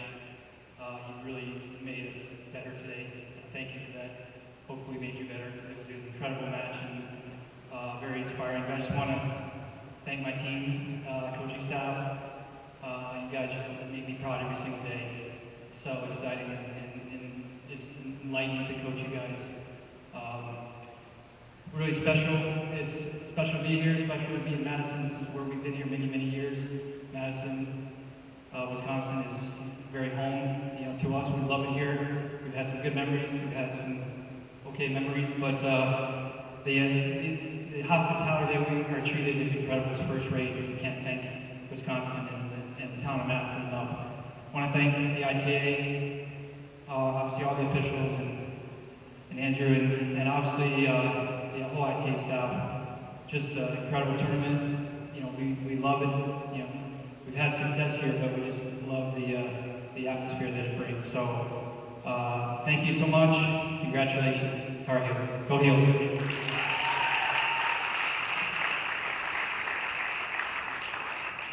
You skipped over your guys. Congratulations, guys. Yeah, awesome job. I just want to say thank you to all of our Sooner fans and to Donna and Bruce for driving up here. Donna's our motherman of our OU tennis club. But I just want to give a very special thank you, and I might cry, guys. You won't see it ever again. But a special thank you to this crew right here. Unlike a lot of teams that were here, this is our first time at National Indoors. And actually, we have very little history as a program. So a big part of our philosophy is creating that history and being the first, the catalyst of it, a pioneer of history. And so a lot of times we talk about North Carolina and the history that you guys have built over the years. And it's that's the inspiration, is trying to get that started. And that's been a big part of how we've built our program. So congratulations to you guys, and congratulations to you guys because you've arrived. And from here on, looks like Madison year after year playing for championships like this.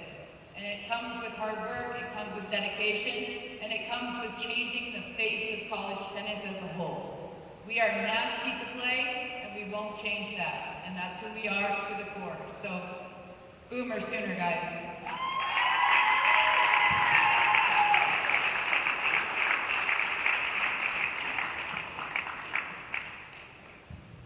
And that concludes our 2022 Indoor National Championships. Thank you very much to both teams and participants. Please drive home safe and flight safe as well.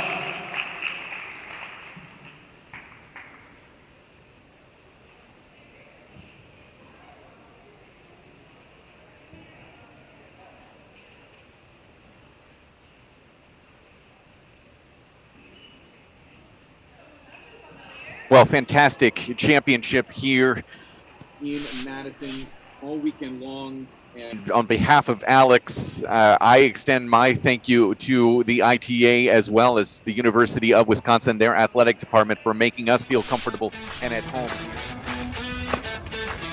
So on behalf of Alex and behalf of Daniel Westhoff, who's back in Indianapolis, I am Mike Cation, signing off for now. Thank you so much for being a part of this Cracked Racquets presentation of the ITA Division I Women's National Team Indoor Championship for 2022.